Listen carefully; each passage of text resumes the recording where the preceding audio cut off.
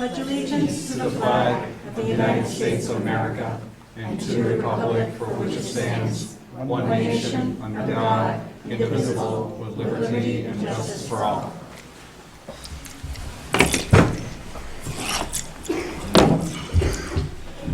Are there any changes to the consent agenda we should know about? Cool. And before we go further, we are going to enter into our public hearing. And so we will do a call to order. We'll have a motion to enter into public hearing, please. I move we enter into public hearing. I second. Thank you. Yeah. And Judy seconded. Thank you for that. All in favor, say aye. Aye. Opposed? Abstain? Great. Abstain. All right, so we are now, and say, Dan, did you oppose?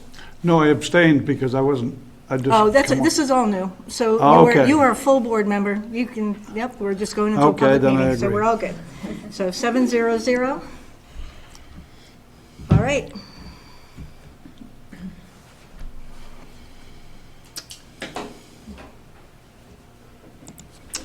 All right, so the public hearing is for the board to accept unanticipated revenue that we receive from the Safe and Supportive Schools grant.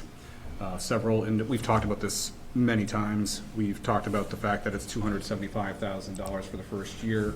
We also discussed that we didn't get that for the first half of this year when we were supposed to get it, and so we had it provided to us once they said that the grant could go through at the federal level. And so this would be, we know we've utilized it. We can, at any point in time during this year, the board would need to formally accept it so that we can overexpend the budget if necessary.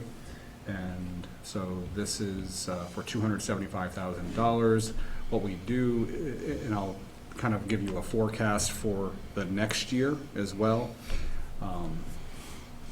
The Safe and Supportive Schools grant is a federal competitive grant that the State Department of Education went after. They went after the grant with about 5 or 6 districts, and we were one of those districts. They gave us a call and asked us to be one of those districts. We had some good dealings with the Department of Education over the past several years and had worked with them collaboratively and cooperatively. So we were good partners, and they asked us to join. So we did. We were able to get about $275,000 once it was awarded to the state. $275,000 per year for very specific purposes for 5 years. Now, the situation with this is that our attorney indicated that at least for the first couple years, you can go through and accept it as unanticipated revenue because of the grant not quite being as a sure thing as we had originally gone after and thought, since it almost did not happen. And so we have been notified that we are going to be in the second year of the grant come July 1. They've changed the whole schedule of it. We'll be coming back for another public hearing to accept those funds a lot sooner this time. And that will be, I don't have the exact amount yet, it's around $285,000. It's for the exact same purpose. The purpose is to extend and embed strong multi-tiered systems of supports for behavior and wellness all the way through the schools. That's positive reinforcements, individuals using consistent language, supportive language, knowing what to do if there are some challenges with behavior, how to act uniformly across, use data to inform their dealings as well, not just with the entire population, but then with some learners or a select group of learners who may need more. And so that involves structures that the school can build, education that we can provide to the community, which we have started to do that a little bit with Lynn Lyons, both in our community, and also we've had some support for outside the school community. We got really raving reviews on those sessions. And so The funding is supposed to go largely for a person to oversee all of this work across the entire district. We will actually talk about that a little bit later in my superintendent's report. And then also, we are to have a community partner that takes part of this grant for clinical mental health for the school, to provide consultation to the school district as we make policies and practices and so forth, and work through this process of enhancing our educational systems, but also to provide support for learners who may be under insured or not insured, to be able to get them the supports that they need. So there will be some direct support to students in our community. We are in conversations trying to find those partners in the community right now. In this part of the state, there are not as many of those types of organizations. We did have some very good work and good partnerships going with Antioch University back in 2017, 18, 19, 20, around that time frame. Strong memorandum of agreements. We had a lot of data sharing that we did. We were doing some of this work with one of their, the parts of their organization. So I've been in contact with them. We've had some good we've had some good initial meetings. We're going to continue, and they believe that they can support us in this area, as well as perhaps broadening the partnership to other areas as well.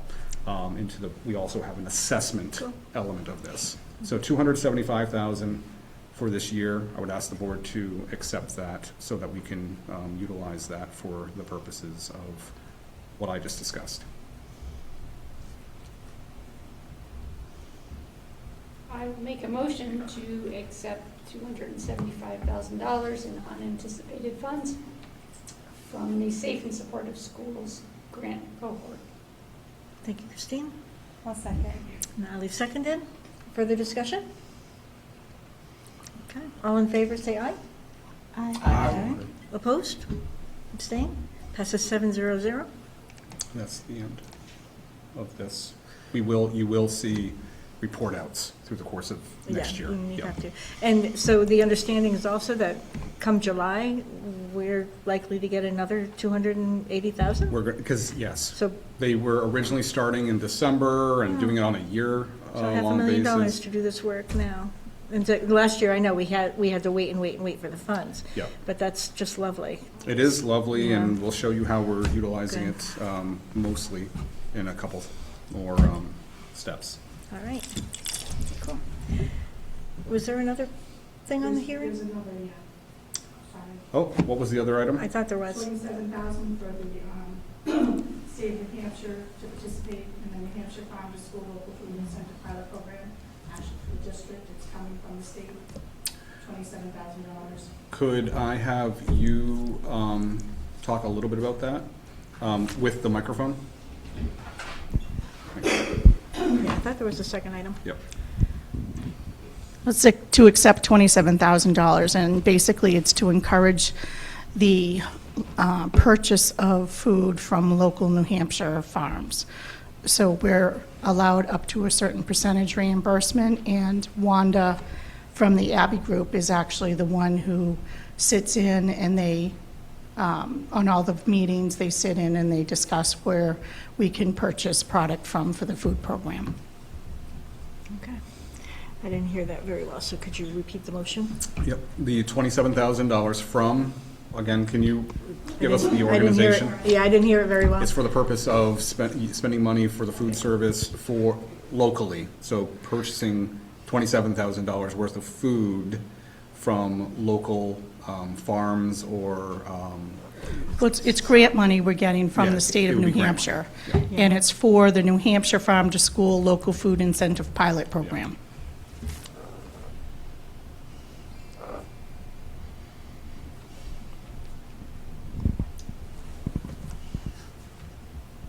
Yeah, I was looking up the name of the organization. I don't see it on here. It wasn't Farm. Is this something new? Is it? you just have to have Yeah. a microphone so that, So it's a pilot program. Wanda, is it okay if Wanda speaks? Yeah. Perfect. It's a pilot program with the New Hampshire Food Alliance That's it, and the okay. New Hampshire Agricultural Market and Food Co-op. Okay, very cool. And can I ask, we've gotten this in previous years, I believe, or I... No, this is the first year. It's a pilot program, and this is the first year that we have utilized it. Great, cool, And I actually have it in my presentation. great, all right. We have had some smaller grants from Right. similar sounding things in the past. All right, Cornucopia project. and that so was, forth. yeah, Yes. Yep. okay, I'm remembering pieces, Yep. good. All right, so we will take a motion to accept $27,000 from this pilot program that we will hear more about, but New Hampshire Food Alliance, and et cetera, so. I move we accept the 27,000 from the state of New Hampshire for the Food Alliance program. Perfect, well said. Thank you, Sandy. Second? I'll second that. Thank you, Dan. All right, any further discussion? I think we're going to hear more about it. All right, all in favor, say aye. Aye. Aye. Opposed, abstained, great, we'll take it, 7-0-0. All right, we'll take a motion to adjourn public hearing. I'll make that motion to adjourn public hearing. Thank you, Ally, in a second. I'll second it. Thank you, Dan. All in favor, say aye. Aye, 7-0-0, thank you. All right, we are called to order. And we have no changes to the agenda, and we will open up to public comments.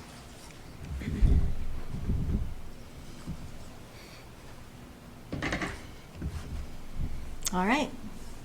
So we have the policy on the screen. If you're going to speak, please indicate if you're in the audience here, and you'll use a microphone, and state your name and the town of residence. And if you're online, same with town of residence. All right.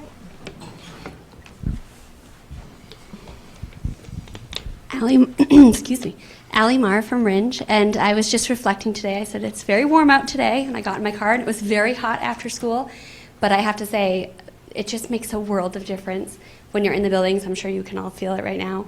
But the HVAC system continues to just make us all feel comfortable, and we used to dread weeks like this, and we don't anymore. So thank you again for making sure that project went through.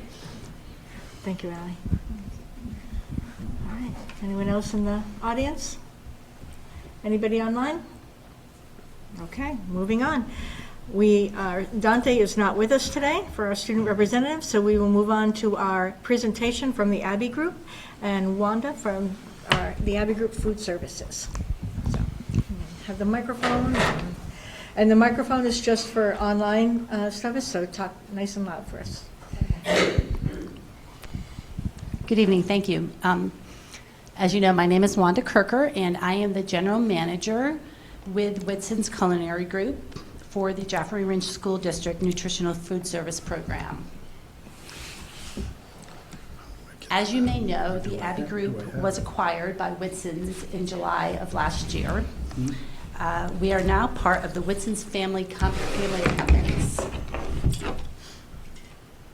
And we continue to dedicate to wholesome, delicious meals for all the learners in the school environment, in home with their families, and within the community. So the first day of school was kind of fun for us. We made the Keene Sentinel front page. It was the day in the life of the lunch lady, what her first day of school looks like. So if you haven't read the article, the link is there on the slideshow, but it's still online. You can go and read the article. It's pretty fun. And in February, we introduced our new menus from Whitson's, and those can be found in the newsletter that the principals send out once a month, or you can go to the SAU website, which has the FD meal planner, which gives you all of the nutritional information needed.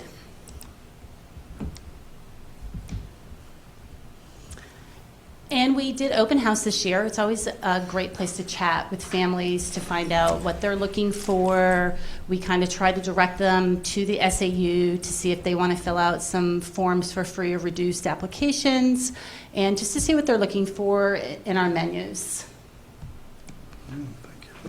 And here we go, farm to school. So these are all of the local producers that we've been working with, and it's with the New Hampshire Food Alliance and the New Hampshire Department of Agriculture, Markets, and Foods. We were offered a grant for local foods, local schools, and in the amount of $27,000. So we got apples from Brookdale Farm in Hollis, New Hampshire. They delivered them weekly to us. We also went, I also went to Pete's Farm Stand in Walpole, New Hampshire, because I live near there, and got bushels of corn, butternut squash, which we incorporated into our annual harvest meal that we do every year here. And then maple syrup, right, from Ben's Sugar Shack. The kids love it. I don't know what the kids here in this district would do with like the fake stuff. They're so used to having the good stuff, right? And then actually just last week I went up to Picket Fence Farm here in Jaffrey. If you haven't gotten eggs from them, dude, these are their eggs. They're beautiful, they're delicious, and we use them in a breakfast bowl that we served for lunch at the high school. And then we had some fun with beets from Piccadilly Farm in Winchester, New Hampshire. We made cake with beets. The recipe's there. It's a fun way to get kids to eat beets, and it's actually really delicious. And last but not least, Monshire Farm, which is in North Haverhill, New Hampshire. We were able to get beef, fresh ground beef from them, which we use in everything from tacos to shepherd's pie. We make homemade meatballs. We actually do fresh pressed burgers. This is a burger from Jaffrey Grade School last week that we did. The kids loved it. Huge participation day that day. So we really have honed in on that grant and really utilize it to the best of our ability. I'm not sure where it holds in the future, but it's been a great asset to us this year. And then, so Whitson's is still focusing on scratch-cooked meals, just like the Abbey Group. And they actually have a whole culinary department that comes up with some really innovative ideas. We still offer our fresh fruit and veggie bar, as you can see. And then the bar below that, that's actually a pasta bar, which has 3 different types of pasta. It has 2 sauces, it has a protein, it has a vegetable, it has some yummy breadsticks. The kids really like it. They like it because they can come up and choose what pasta they want. They can choose what sauce they want. They really like to make those choices. It's actually a huge hit at the middle school. And we actually do a pasta bar, we do the deli bar, we've incorporated the ramen noodle bar, and they just like to see that they can make the choices, that they have the control of what they're eating. And we have been honing in on our pizza. We offer a pretty big slice of pizza at the high school, and then they always just have to grab either an apple or a salad or something from the fruit and veggie bar. We, at both primary schools, we offer 3 different sandwiches a day along with the parfait. The middle school, if you guys are ever in the building, go down and check out their grab-and-go cooler. Anything from a Caesar salad with chicken on it to a little pizza box that has the pizza sauce and the cheese and the pepperoni. We do a bagel fun meal, which has bagel and yogurt and fruit and veggie, the parfaits. And then at the high school, we still do the burgers and the hand-cut fries. And then our cook there, who is phenomenal, she will take some leftovers and be really creative with them and offer them as an express as well for the high schoolers. And we also try to do some trending things.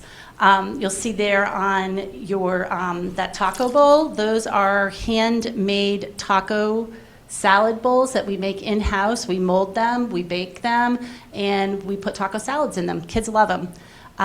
Over here, you'll see that there is a stromboli made with meatballs that we made from the Monshire Farm beef.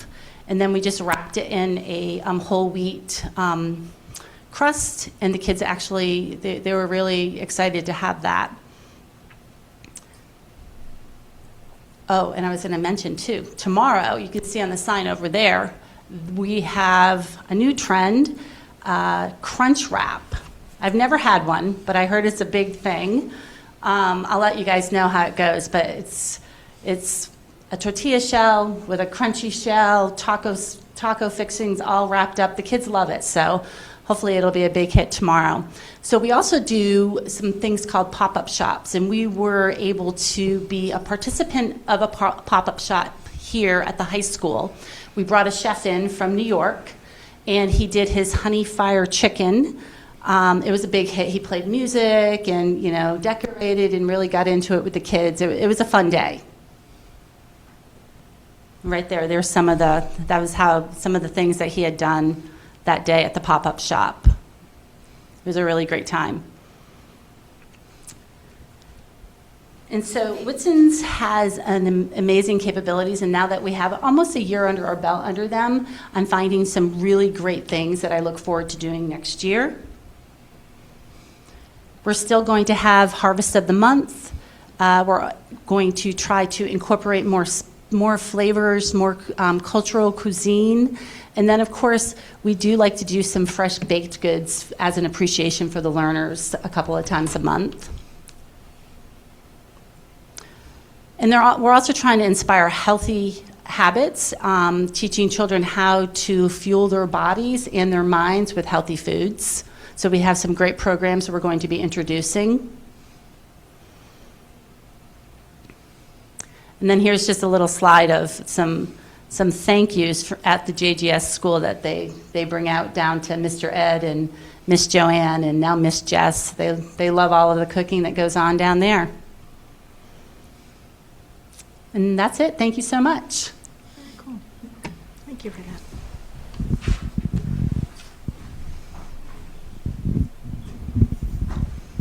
All right. Anybody have any questions for Wanda? What would you say the participation rate is at the different schools as far as how many kids are getting hot lunch and how many are not? I don't have those exact numbers right now, but I can get them for you. I do know off the top of my head that the middle school and Jaffrey Grade School numbers actually have gone up this year with participation. And Ringe has stayed steady over the past couple of years, and that we have noticed a decline in high school participation.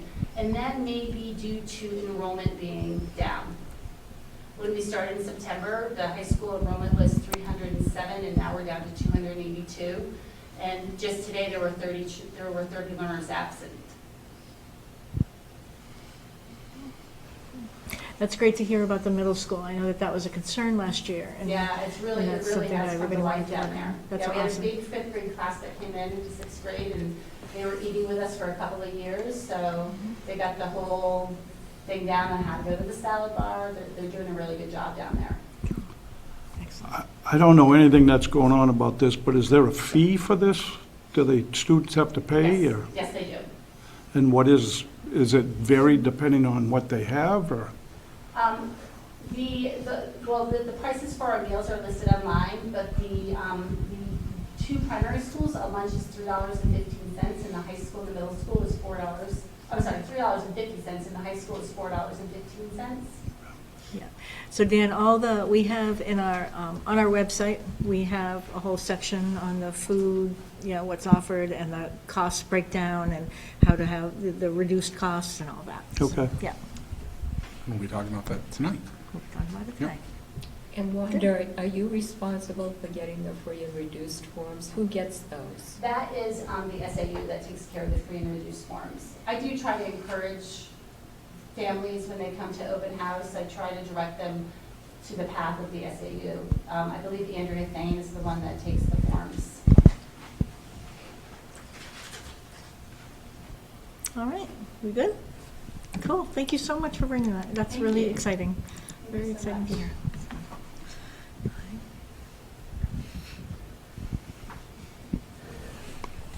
All right.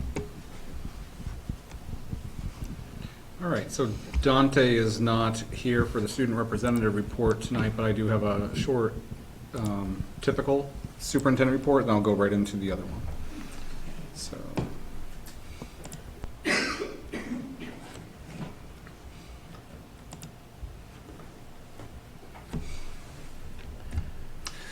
So, just an overview, system changes for next year. Track construction, an update. Fundraiser history, board asked for this. New Hampshire SAS, just a couple sample problems, and a website that people can use to go there to find those at. And then a last day of school conversation for consideration. So, system changes for next year. Whoops, hold on one second.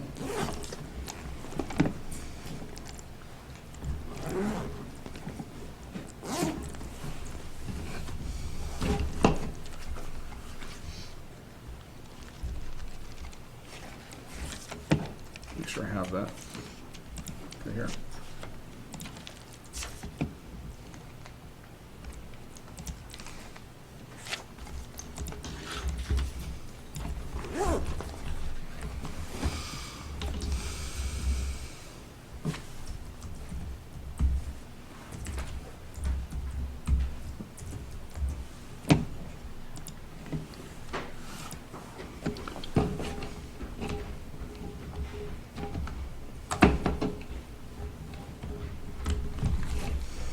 Okay.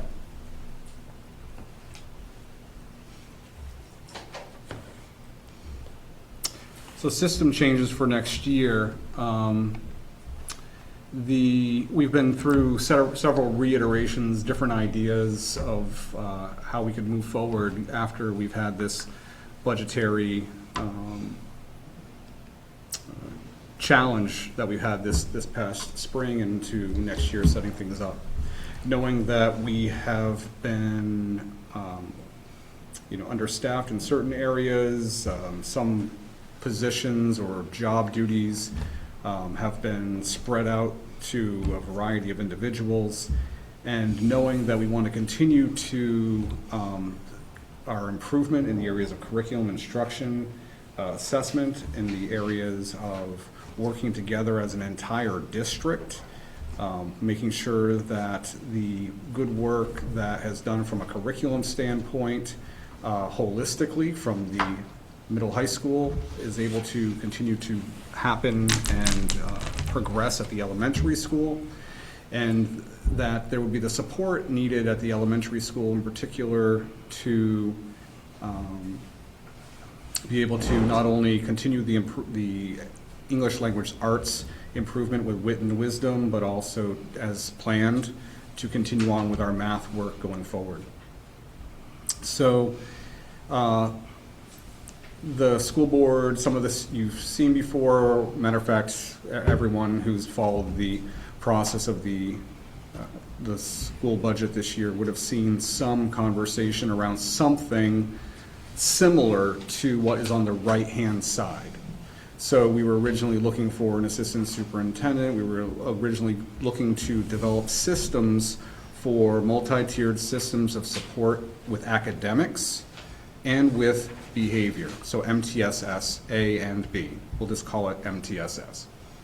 And so that defines that's an umbrella for all the work that needs to be done academically as well as behaviorally. And of course, the two go together to help our children thrive. And so we don't have a facilities director, we don't have a curriculum director, there's a variety of things that we don't have, so we're looking at how can we continue to move forward and provide the support we needed, especially to the elementaries as they are continuing to move forward. So we also have talked about, and we've seen in our agendas, that there's been some shifting that has gone on with staff. And when I say shifting, I mean there have been some staff who have left. At RMS, we have that principle to be determined. We can talk about that at some point in time in a deeper way, but not tonight. And so we have 2 elementary schools, and we have the principal and the assistant principal over at RMS have taken other jobs. We have had several teachers who have chosen to go to a different path, and we know the importance of making certain that our cultures are strong and that the support is there, and that when people have support, they feel good about the work that they're doing, and they stay in the organization, give back to that organization, and that's what we want to do. For the past 2-3 years, we've been a model throughout the state for retaining individuals within our communities and our school communities. This has been a tougher year that way. So we are changing up some positions, some roles. People are taking on a little bit more and diversifying. We're also using this entire year coming up as a year of partial rebuilding or reimagining, building the structures that we need for future sustainability. And so you'll see that the middle, you've read the papers, people looking for different roles and so forth. We were able to have a lot of really great dialogue internally. Everyone wants to continue the work that we've done and the great work that's been done, and we want to continue to expand, and we believe we can. And so a first step in doing that is making certain that we have these pieces all in place. And so the key aspects of this one right here, where there are some adjustments, some name changes, there will be some job description changes, would be the senior MTS administrator, would also be the high school principal. The person would go, would stay the same. So you'd have some of his role, Mr. Dustin, some of his roles would go into the vice principal space, which would be taking Anne Marie Oshiak, who is the assistant principal, and moving her into a vice principal role, which would give her the opportunity to take on more responsibility and continue to help her grow. And again, building more capacity within the organization. MTS administrator, this is where that grant comes into place. We were able to actually, because of the grants that we've been able to get over the years, we've been able to keep people within the district. This is no different than that. About $140,000 of that $275,000, $145,000 out of the $275,000 would go into salaries and benefits for this position right here. The job would be done by Kim Baker. She's going to take some other roles as well as the secondary McKinney-Vento lead, that's for homeless populations, as well as truancy across the district. Her job will be significant data work throughout the entire organization. Many of the data presentations that you've had over the last 2 years as a school board have been largely tied with her. So all of this will be shifting, and they will, what is added to this in giving some extra supports in this model, they're going to be able to provide curriculum and behavior support for the entire district, as well as the senior MTS administrator will also take on oversight of all the custodians across the district. So we have some work to do with that bottom section right there. And in the next couple weeks, we'll have more understanding of how that is likely to transpire. The CMH track construction began today. And so that will be May, June, and then actually almost 2 entire months. I think we talked about that last time. June 17th is the date that they anticipate it being complete. It could be complete before that as well. But this is the first half of the first day of them stripping the top layer of the track off. This fence area right here was actually not done by them. This is a fence area that was dismantled so that it could be extended around the area of the pole vaulting so that it would be further away from that. So it's a separate job, actually.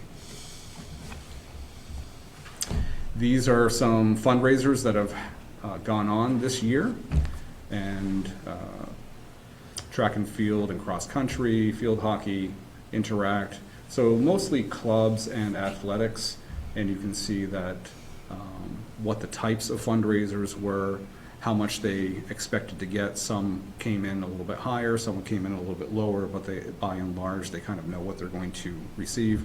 And then for the purpose whether it be funding a trip, it could be prom for the sophomore class there. They're, putting money into their activities fund, scholarships, equipment. Those are some examples of things that students are doing along with their class advisors or their whatever advisors, coaches. New Hampshire SAS testing is going on right now, and that's happening all last week. I mean, the window's been open for a little bit, but for us, last week, this week, we've been working on that. And so these are just a couple examples. We had I think a fun education committee meeting last week. We looked at some of these questions. We had a little bit more of a variety. We looked at some writing prompts from 4th grade. We looked at some reading prompts from 3rd grade, math prompts from 5th grade and maybe 7th grade. Also looked at an 8th grade science prompt, which we all looked at that and said, I don't even know what it's asking. But all of you who are watching, and we're going to keep on promoting this because there's a lot of conversation about test results. It's important that people understand what is being assessed, and so the state has put out that URL up there, HTTPS, New Hampshire portal, etc. For families. If you go to that, you can sign in as a guest. You just keep on hitting the guest buttons, and it will bring you to an area where you're able to sign in. Say you can look at grade 3, grade 4, grade 5, grade 6, grade 7, and grade 8, and then it will bring you to, okay, you've chosen the grade level. Do you want a practice math test? Do you want a practice reading test or literacy test? Practice writing, and they have science as well. But they only have science for 5 and 8. It's important to note that. They might have 11 on that one. I haven't checked that out. But I think for 5 and 8, they have the practice test for science. So I think that we need to encourage our communities to go in and look at that, try to take them themselves, and find out what proficiency might mean. Just start to gather an understanding, a further understanding of this. So here are a couple problems. This is a typical 5th grade sample test. And so we see 3rd graders and 4th graders, they're going to be talking about multiplicative reasoning. You'll get into division, and then 5th grade, if you have your multiplicative reasoning and your division and so forth, which is part of multiplicative reasoning, then you get into ratios and proportions, and this is the beginning of all of that. And then grade 8, you have largely algebra, but there's a lot of geometry in both 6th, 7th, and 8th grade. There's a fair amount of geometry. So these are some examples of some problems.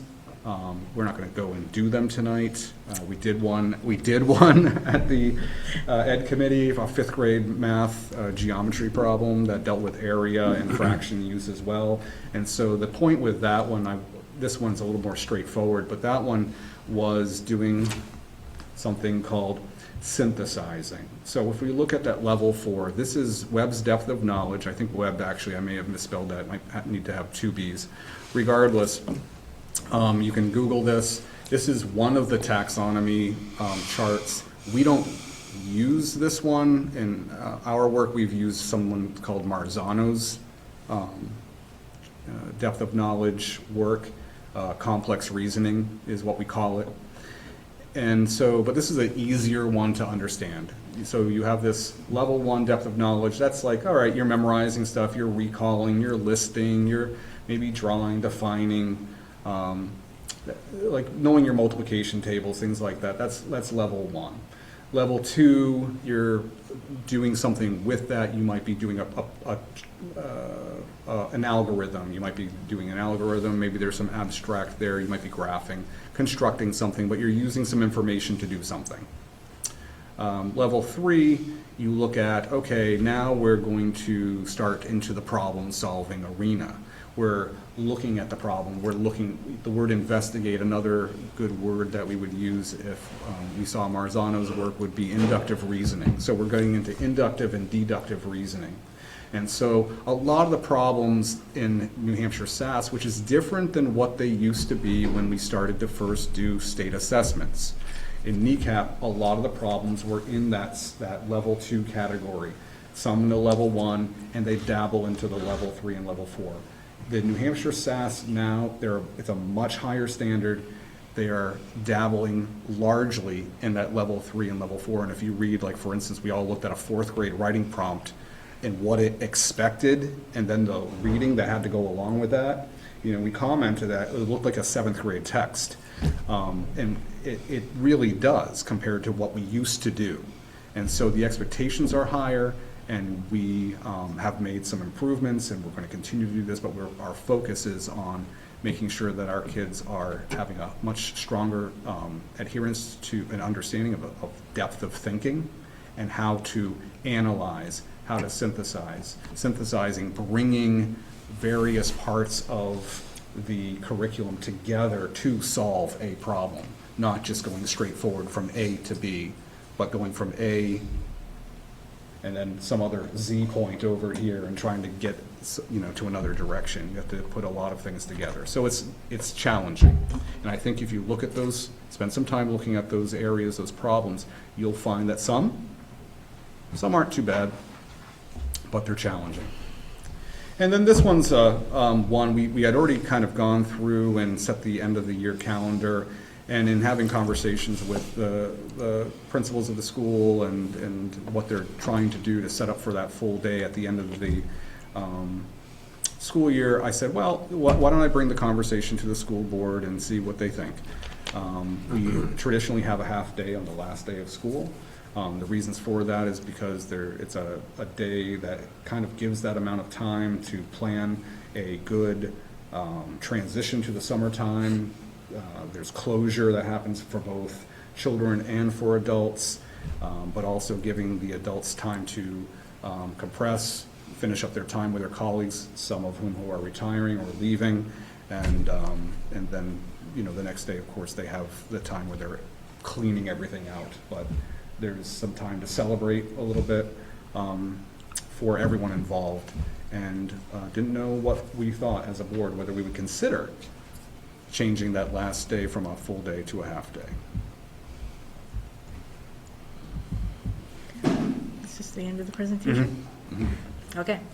So we don't have to answer this right now. Let's go to questions, and then we'll answer that last as we go through. Anybody have any questions on this wide variety of things? This is eclectic. It is. Has the principal position for RMS been posted? Is it a public yet? RMS principal position has been posted. Yeah, it's been out there for a week and a half, I guess 2 weeks maybe. Yep.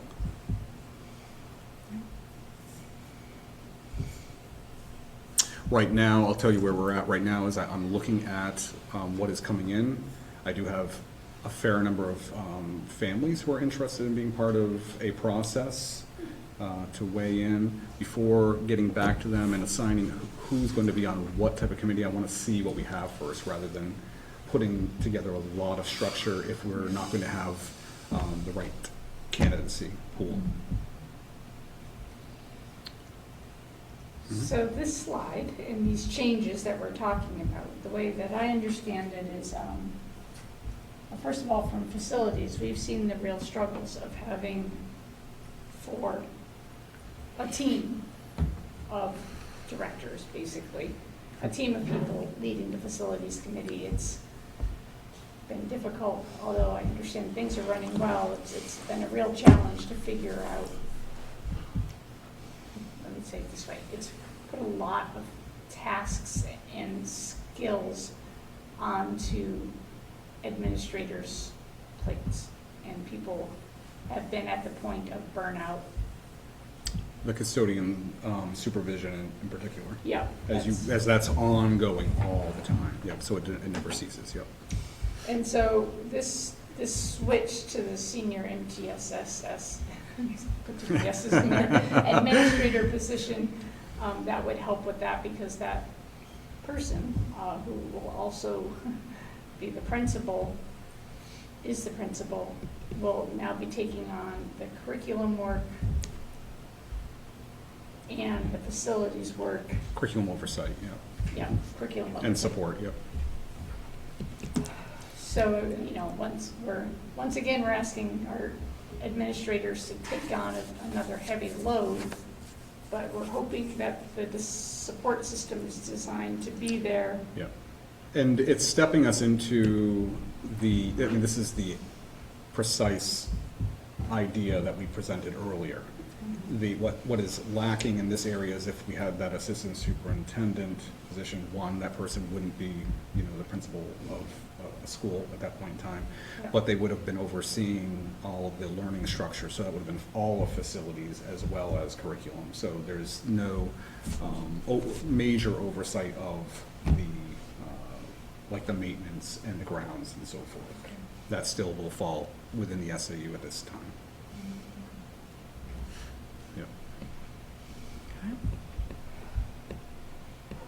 It's a big shift. I mean, are we comfortable with this as a school board to take this on? Is our guidance and counseling office ready to have that really big shift in terms of Kim Baker?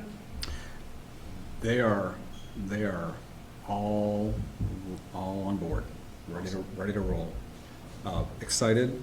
It's not exactly, it's partway. It's partway where we need to be, but it's this, we need to put back in place systems. And we'll talk about systems when we talk about the strategic design. Yeah. Well, thank you. I know, and to the administrators, because I know that this represents a lot of work and a lot of conversation with the idea of keeping our school district moving in the right direction. And it fits our collective leadership model. So that support arrow, even though it looks simple, is the lifeblood of making sure everything goes well.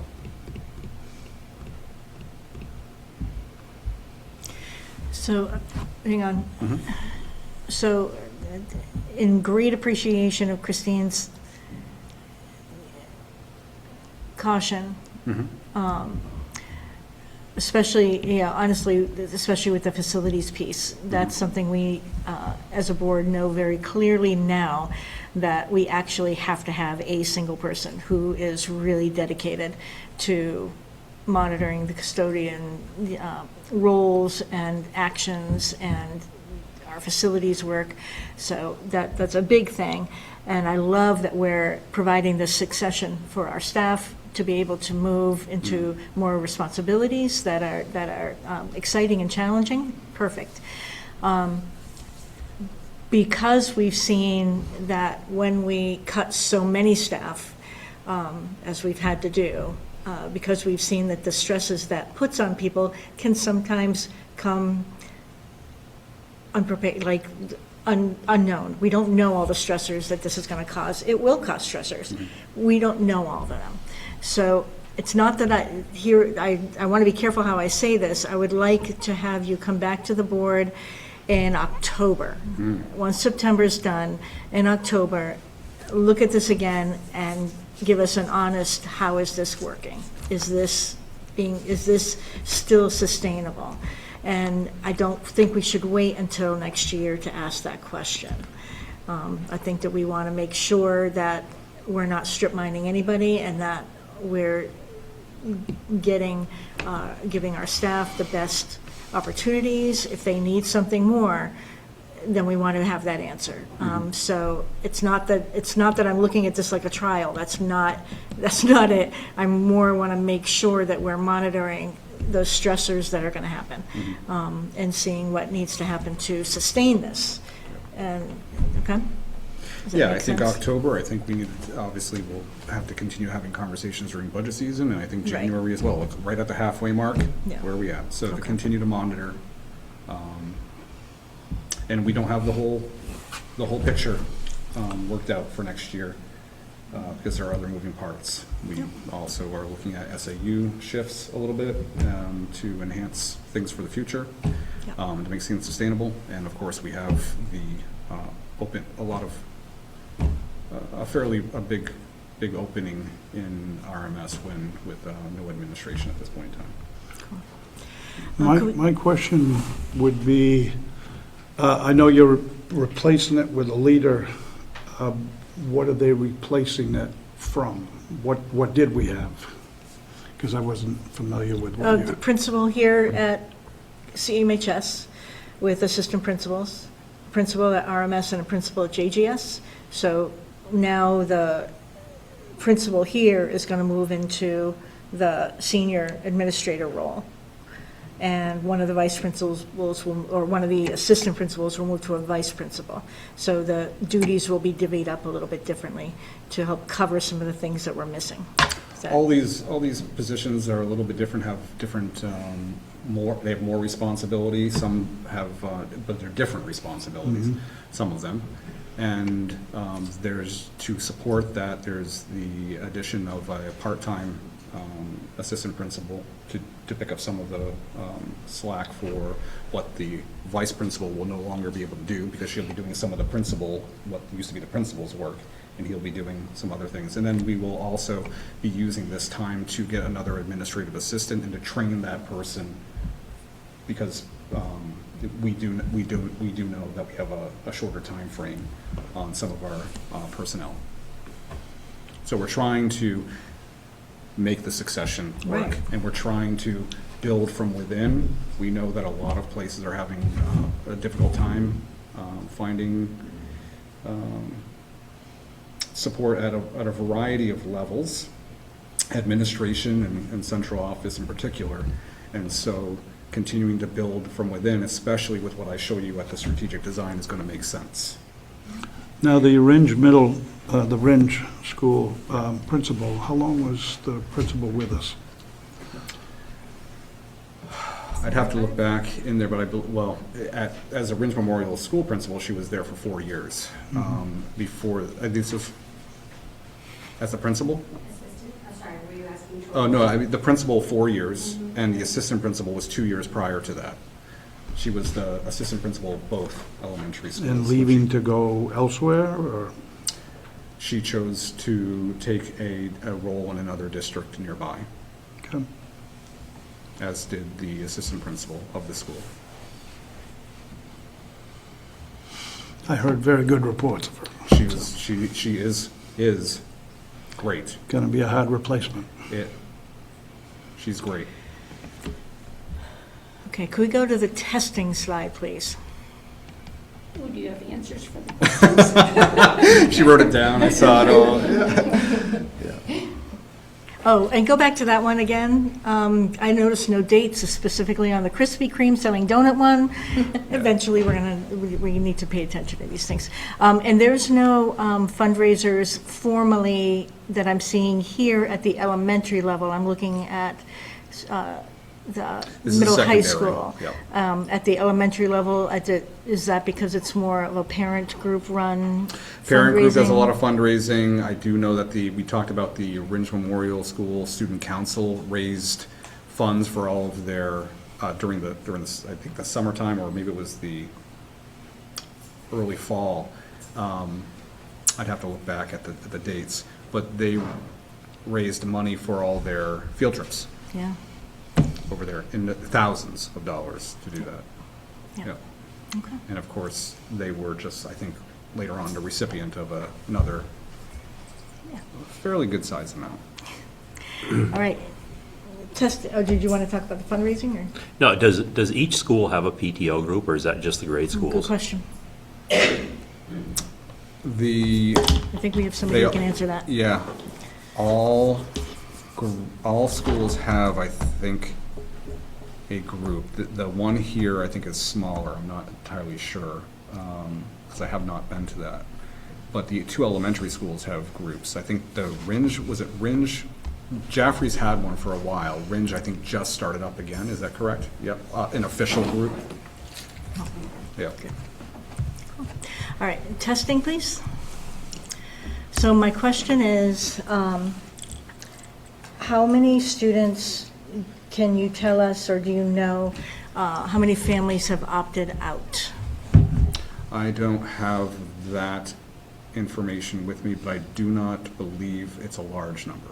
Okay. Yeah. All right. All right. Good.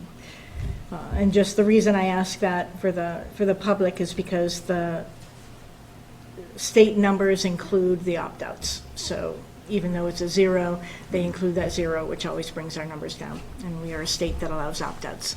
So, okay, thank you. Cool, all right. Did you say you have another presentation, or do we go on to the, are we all good? Yep. Okay, Okay. that was your So short one, you that said, was- right? Yeah. I'll make this the short one. No, this is the it's- important one, too. Yep, they're all, it's, They are everything very we're important. doing is important, and we're just constantly moving. So, it's just, That's the title. Yeah. With Superintendent Ruben Hawkins. yeah, well, no, that's an actual picture. That was sent out when we had our first communication coordinator. She was part-time, and this was taken off of Facebook early on. She also created a video that went out to the entire community to recruit people to come to the strategic design days and so forth. That, I wanted to send it to you because it was kind of cool for the time frame when it came. It's still cool. Just can't find it. But I figured I'd pick a picture that was sent out during those time frames. So we inspire, engage, and empower all learners to thrive in their lives and communities. This is what we live by here. This is what drives every decision that we make.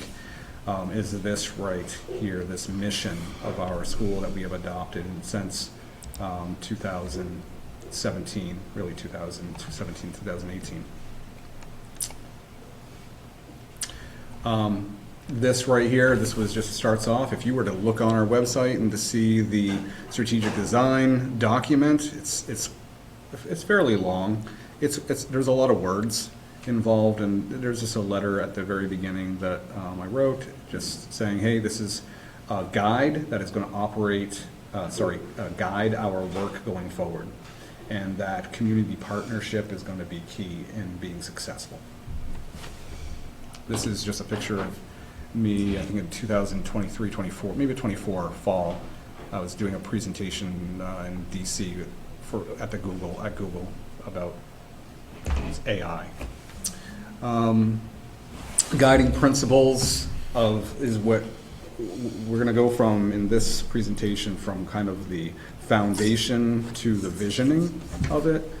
That's the order. And so this is not inclusive of all the guiding principles. This is a summary of the guiding principles. It would be good to go and read that in another document, some of which we can discuss later on, which was a multi-year plan based off of this strategic design, which is a belief plan and a vision plan and a guide. That document also provides a little bit more of a comprehensive view of what we view as important for learners and the learning teachers and the teaching, and then our learning communities in general. But what I would say here is that if we were to look at what we just talked about putting systems in place, we want safe, supportive environments. We want to make sure that our kids are being taught how to think, not what to think, and that we also know that our success is defined by our collective efforts. It is why we implemented a collective leadership model. It is a non-hierarchical model. It allows us to adapt and be flexible and to move. It's actually why we're still able to continue to move forward. If we had traditional structures of leadership, we would be in a tougher, a more difficult place than where we are with looking for administration for one school. We have a high level of teacher leadership, and we have designed programming to help foster that throughout the course of these years. These are our core values. If I were to say there's an area where I think we could have, put it a little bit more, condensed it a little bit, would have been this. And I would say that now, but really as I thought about it more was like, nah, but we needed to have all these core values back a decade ago, because we didn't have a growth mindset. We hadn't really focused on accountability across the system, and that word is very broad in what that means. Teamwork and collaboration wasn't a consistent thread throughout the entire district. Transparency, although I think that the district has been transparent from even when I came here, I was able to find things. Knowing intimately the runnings of this organization, where the money is, what is provided as information out in the community and so forth. I've never been part of a more transparent organization. We've tried to do that. Sometimes it has been challenging because when you're truthful and honest out there, you have to have long conversations. Caring, empathy, and compassion is a very key aspect of this. I've talked a few times saying that my core values as an individual is that we are compassionate, that we have unconditional love to everyone that we serve here, whether it be in the community, whether it be in our school, but certainly for our kids, and that when you really think about what that means, it means really being invested in the lives of these individuals so that we meet our mission, so that they all thrive in their lives and community. We have a vision for learning. Personalized, we've talked about personalized learning. So much of what we've done in our education committee, we talked about, we gave a little bit of an update, more of a mini course, I guess, on proficiency-based grading and why we use proficiencies, why we use competencies. It's actually the rules now. The state of New Hampshire has made it the rule that you need to have competencies and you need to be using proficiencies. And so we are way ahead of the curve with the Ed 306s, the new ones that are revised, and we've been working at it for a long time, and it takes a long time to get there. Real-world connections, collaborative culture again. You'll see the word collaboration and collectivism quite a bit. Evidence-based progress would fit your grading system. And I remember when that was a challenge to have conversations about that. Vision for curriculum, consistent. It needs to be written in a progression format, again, made for our, so that people can look at it, read it, understand what's expected of that, and to be able to report it out. Part of the curriculum design is you're focusing on the curriculum, the actual content itself, but another layer of that is the complex reasoning. That's why I showed you the Webb's depth of knowledge circle before, just to get the conversation started a little bit as we talk about complex reasoning. That's the key, not content. Complex reasoning and critical thinking and problem solving is what is going to, the more our kids are involved in that is what's going to raise your assessment results, but also help them be more successful in their lives as they enter a very uncertain world. Vision for instruction. We want to, as best as we can, have as much flexibility as possible, understanding that we don't seek to we don't seek to individualize. That would be very, very difficult to do, making specific individual learning plans for everyone. We do have individual at the middle school, high school, we do have personal learning plans, but the structure is personalized learning. So you have choice and you have voice, and you're able to find out where you've made your errors. We expect people to make errors and learn from them, and then to go and find out how they can learn the material and improve. Vision for assessment. Again, a lot of these go together. Assessment, curriculum, instruction, all of that is going to overlap. But if you look at that last piece, formative feedback, that not yet, that I would say is the driver of this. So, most of our feedback it's just ongoing feedback. We all learn better when we are provided feedback. I had a good conversation with a former board member, as an example. His name was, John McCarthy. And he would come into my office and said, I'm just going to give you a little bit of feedback. And I'd say, okay, John, I'm like not wanting it at all, right? And he would talk to me about, like, I really thought you did a good job communicating this. But I really think that, you know, if you look at it, how do you think this person received this information? And he would give me that constructive feedback. And I remember those conversations, and I grow from those conversations as it's important at all levels of our life to receive feedback and go so that we can get mastery and be proficient in areas. Structures. This is we've had challenges with this one over the years. Flexible time, space, tools. We do have a lot of our tools that we need. You'll see that within the technology area, the vision for technology. We've done our best with, purchasing reasonable amounts of furniture, and when we are able to do that, we're able to make it so that they're more flexible, so that they can move around, so that's not a typical lecture hall. That is not how things work any longer. Not if you want a collaborative setting where people are having lots of conversation. We know that people learn every time a conversation occurs. And so collaborative staffing, learner organization, this all falls into that leadership model design that we've shown pictures of, that we can talk at another time about collective leadership. The distribution of leadership and what that means and looks like at all different levels of the organization. It translates over to our learners as well, our teachers and our learners. That's a gorgeous space. In that picture, Not that many books. We had some. Yeah, no, there aren't. No, they took out books to make they took that. out books just to make the space a Seen it little bit more happen. open. Yeah. Yeah. So, vision for personnel. Again, collaborative culture. There, in the area of distributive leadership, which we've focused on over the years, there are a couple key types. One is collaborative leadership, and one is collective leadership.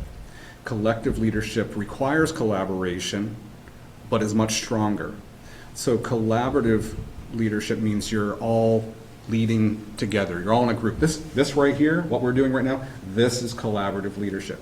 Collective leadership is we've had our meetings together and we're going out and we're impacting different parts of the organization, and we're doing it simultaneously, but we are all moving in the same direction because we've had that communication. We have our foundational beliefs, and some people use the word bought in, but I will say that we've generated that, we've co-created that environment and have moved forward together. And when you do that, and you have that type of process, you can create. The word that we do use, I've used it just a minute ago, generative. We want a generative, continuously adapting culture and community in a good way. Leadership, collaborative and supportive. Stakeholders, again, part of the team. Something that we've struggled with, perhaps, if you look at the word all stakeholders articulate and support this strategic direction. We did have a phenomenal representation when we put this together. We had about 80 people from a good representation from all walks of life, from organizations, from businesses, and we came together and we came up with this document, and it has served us, and we have moved forward, and we have won awards, and we have done amazing things, and we have been able to pivot even in the most challenging of times. That said, we have more work to do to get everyone on board, and maybe part of that next step of doing that is saying, let's take the strengths that we have as an organization, and let's look at the future, and let's look at what we need to do for our next 10 years to be sustainable and to continue to grow. This is just a glossary of terms, so if you need to, we use a lot of terminology in the world of education. Some of this is language like vision and mission. You'd see that in any organization. Core values, hopefully you would see that. in any organization. But we've talked about complex reasoning, beliefs and guiding principles are key, habits of mind. That's another aspect that we could go a lot deeper in, not today, but that's a key attribute of how we've created our curriculum and movement going forward. And then, of course, the learning community, learning coaches, learning centers. I've had the question, matter of fact, I have a question probably once a month at least. Why do you use the term learners instead of students? We can sit here and you can listen like you are right now, and you're being good students. If you're actively engaging in the process of learning, then you're a learner, all right? Students' job is to learn. We want people to be learners. We want learning to be an active, an action, not a static picture of a person who, you're a student, I'm a student, I go to school, I'm a student, I go, all right, what do I do here?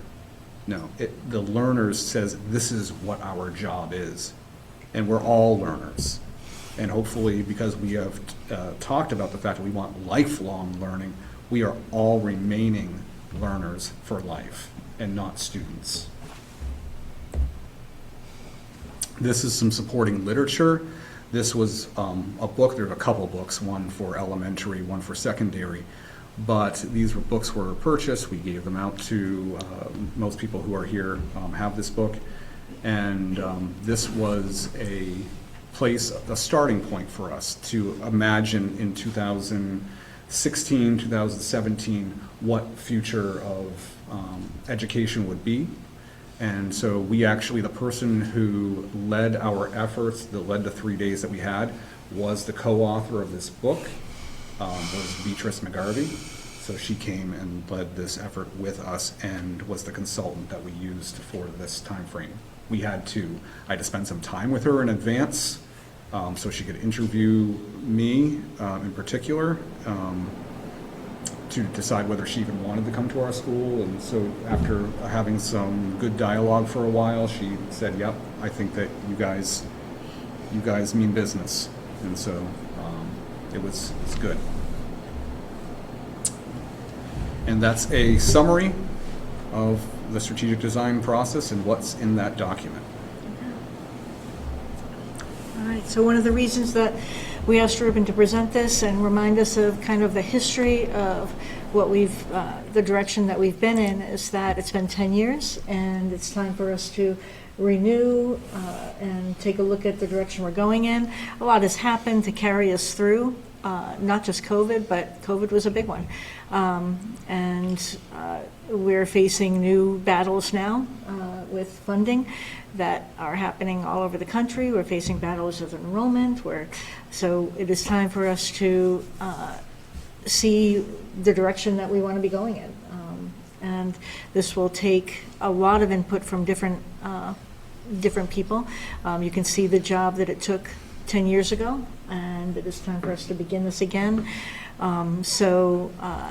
After the graduation season, so basically in a month, I'm going to be coming back to you guys saying, how do we do this? When do we get together? We might want to start with a board workshop day to really flesh out some direction, and then bring that back to the community of getting input that way. We're going to need surveys. There's going to be a lot of pieces to this.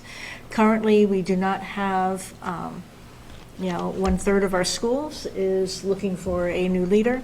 And so that definitely plays into this. So as much as I would love to say,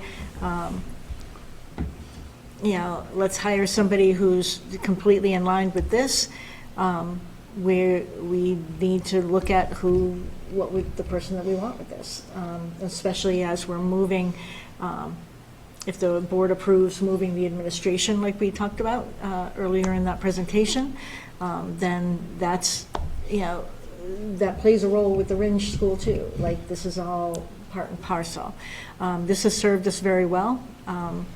I can't imagine us throwing it out. It's just what needs to happen 10 years later, post-COVID, in our New Hampshire political climate. What do we need to do? to be sustainable moving forward. And not just sustainable, but to grow. We absolutely grew with this. So thank you so much for that. Let's go back to if we can, to the slide about the administrative changes, if you wouldn't mind.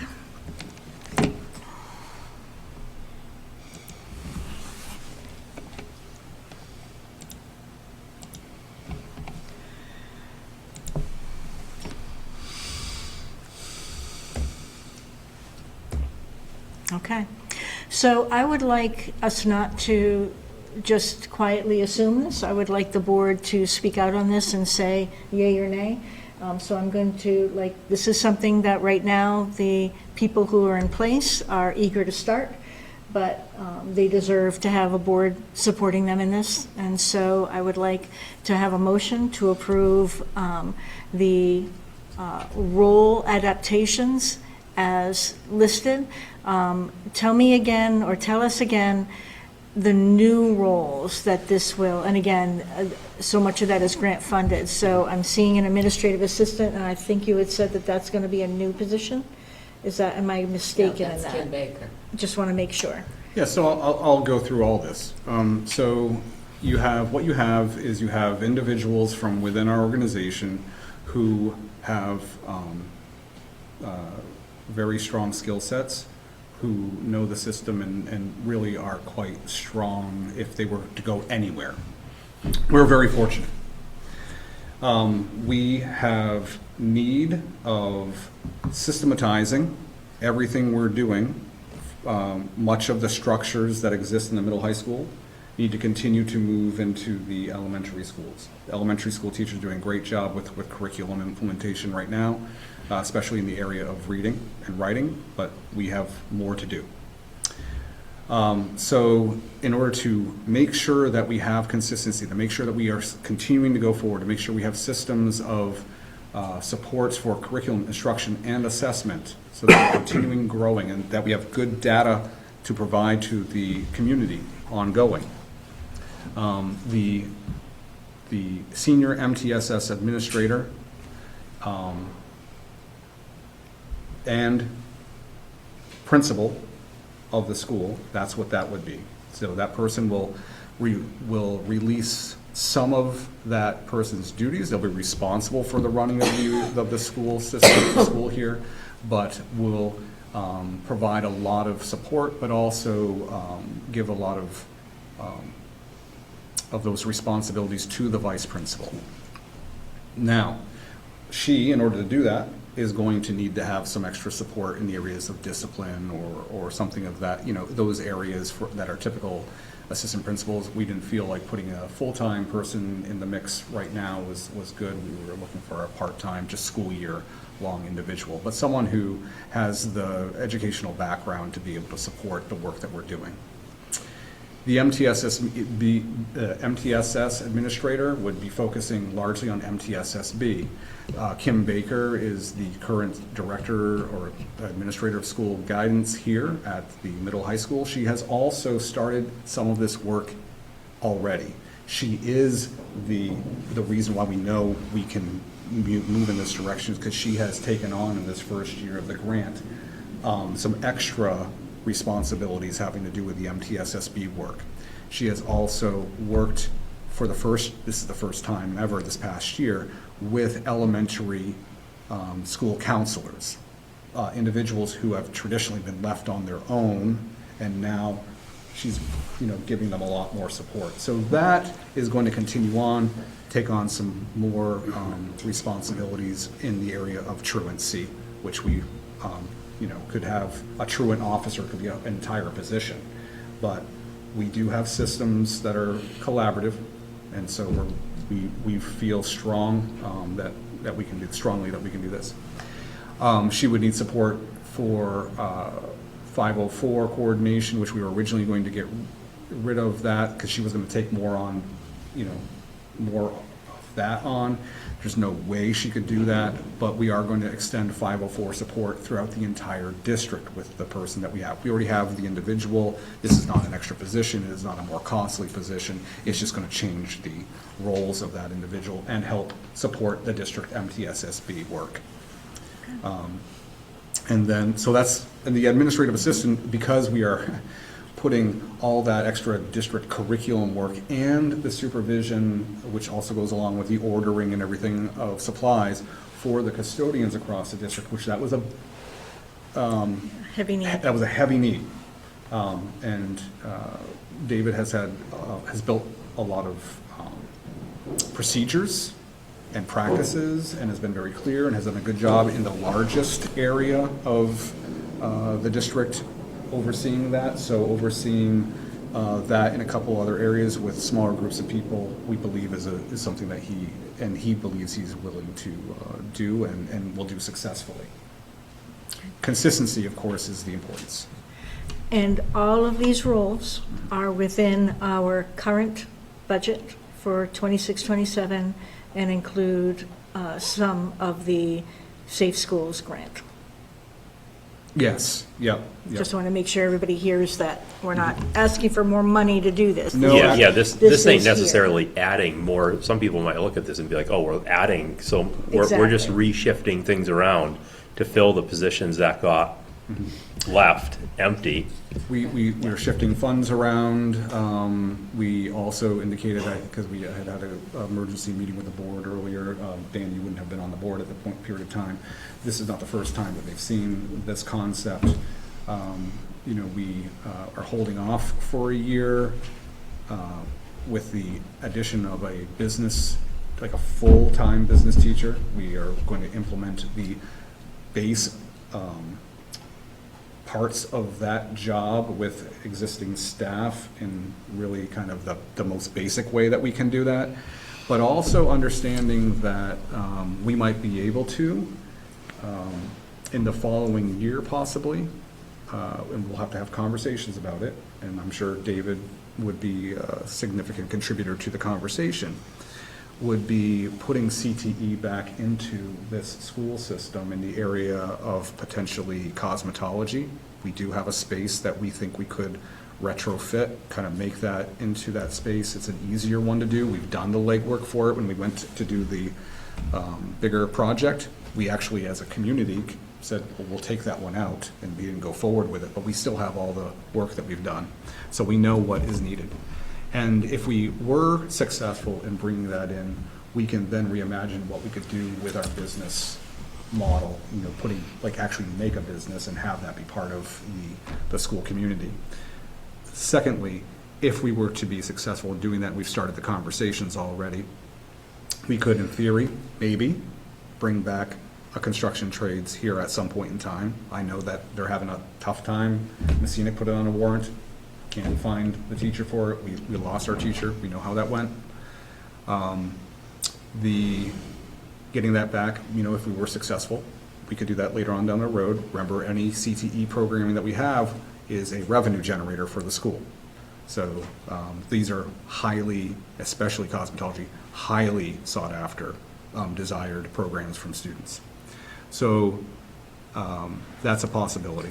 And if we were to do that, any new CTE program into the region, which was what that would be, the state is supposed to pay for that teacher for 2 years. So all that, no decisions, but those are the ideas that are constantly going in our brains, thinking forward with how to best use the resources that the community has provided us. I have two questions. The first one is, are we adding additional staff or just moving staff? We are adding additional staff here. In this case, an administrative assistant is going to have to be added. And also in this model right here, a part-time assistant principal to continue on with the work. The way we pay for that is through the, what I just said about the business administrator. Also, teacher? the business teacher, sorry. Also some, the grant from the MTSS grant is going to take $140,000 out to be able to be used in this capacity right here. So budgetary-wise, adding this position, what does that cost us? Shifting the positions, budgetary-wise, it's not going to cost you any more than what you have right now, actually a little bit less, Okay. because of the grant. And because. Now, that grant is good for, Well, it's good for next year, for certain, it's supposed to be So- it's supposed to be 4 more years. okay. All right.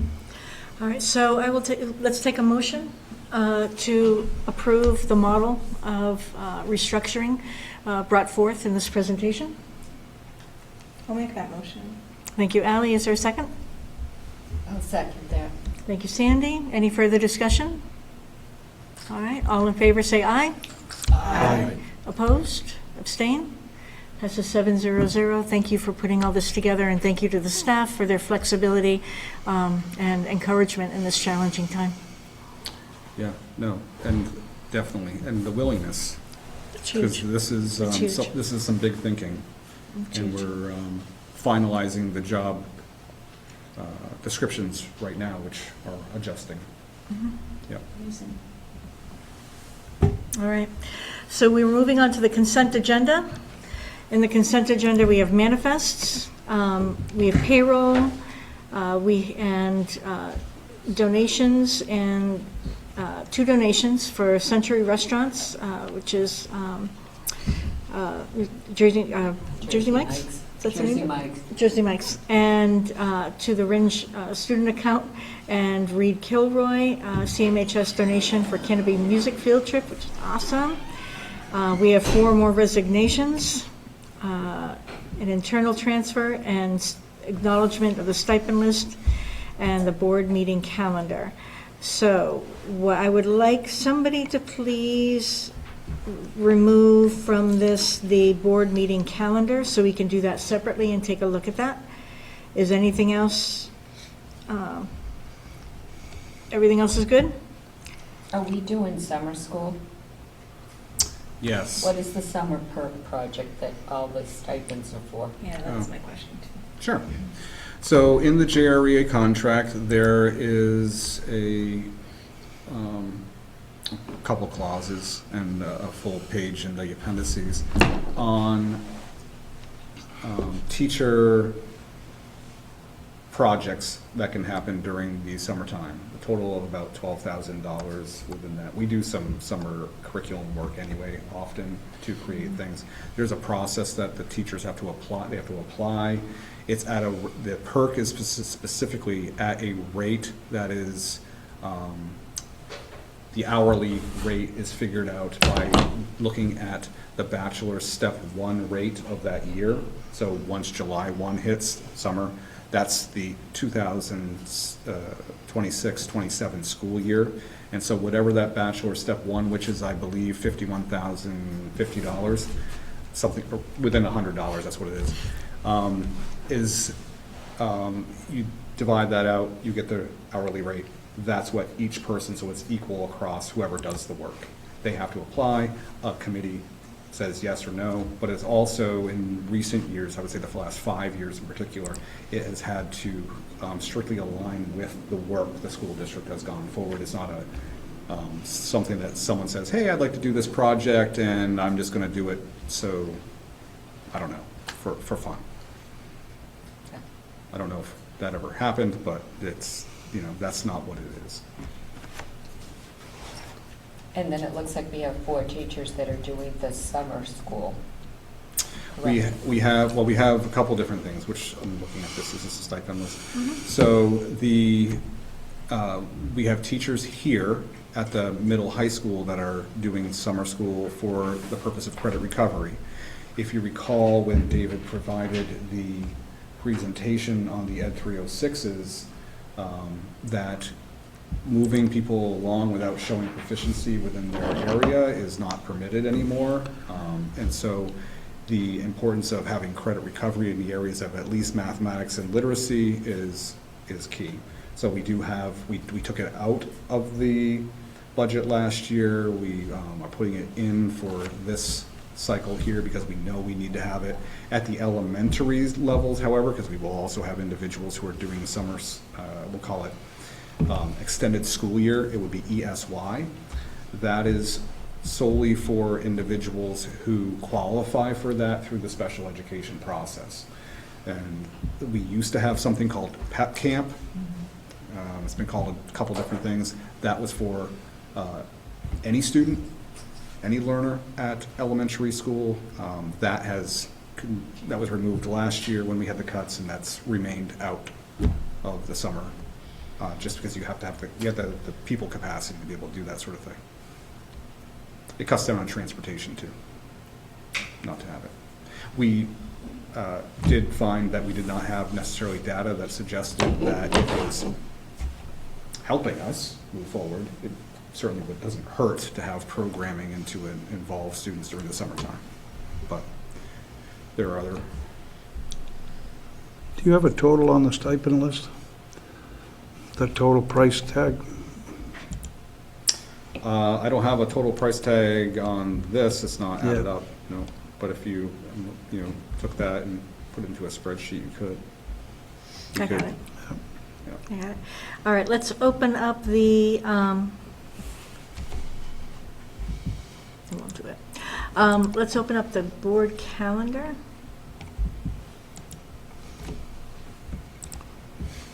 Yeah, well, let me do it on the Google Docs. Is there no meetings in June? Say it again, Dan? In June? Oh, here. That's last June is year's. still this year, so. Oh, okay. if So you this go falls to- under the new Our yeah, calendar calendar. changes July 1st. Right here, June Okay, 1st yep, and okay. June 15th. Okay. You were getting excited there. Well, I thought we were getting a month off, you know? I know, I thought, wow. Yep. All right, so we're looking at the 2026-27 board calendar. Anybody see any issues in that?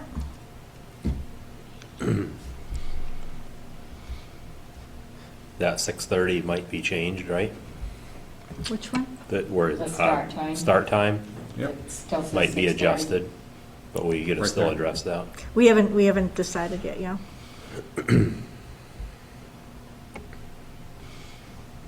That's still coming. All right. Everybody good with the calendar? Yeah. And we can change things as we need to, as things come up, but it gives us a framework. All right, so then let's approve the consent agenda in full. We'll take a motion from somebody to approve the consent agenda. I move we approve the consent agenda as presented. Thank you. Is there a second? I'll second. Thank you, Christine. All in favor say, or any further discussion? All right, all in favor say aye. Aye. Opposed? Abstain?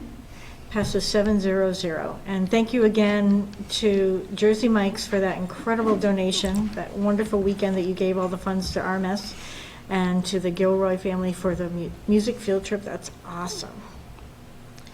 All right, we have a motion to approve May 4th's minutes.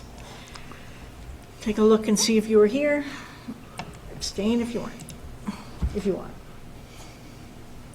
I will make a motion to approve the May 4th minutes. Thank you, Second. Christine. I would Thank you, like to make Jared. it, I'd like to make a change if possible. Sure. When I answered Mr. Rainey on whether my kids went to school here, my two eldest did go to grade school, and my youngest actually graduated. He spent the last year here. Cool. So I was inaccurate. All right, When I got home, my wife kept me in trouble. all right. But it was 25 years ago. Very good. How time flies. Yeah. All right. Wendy, did you get that? Excellent, thank you. All right, so we will take, so Christine, will you approve these minutes as amended? Oh, yes. Yes, and then who seconded? Jared I'll did. second. Then Jared seconded as amended. And all in favor, say aye. Aye. Aye. Opposed? Abstain? All right, thank you. Passes 700.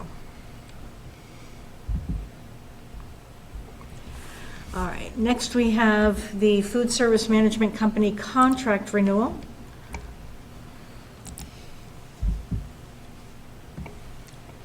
Okay. All right. So what I would say about this is that this is now the third, well, I suppose actually fourth in a sense because they were bought out, but that's the same group of people that we went out for. Several years ago, we went out to say enough is enough. The companies that we were using before, while there were good aspects to all of them, just were not providing us the service that our learners needed. It didn't provide them the quality of food that our learners needed.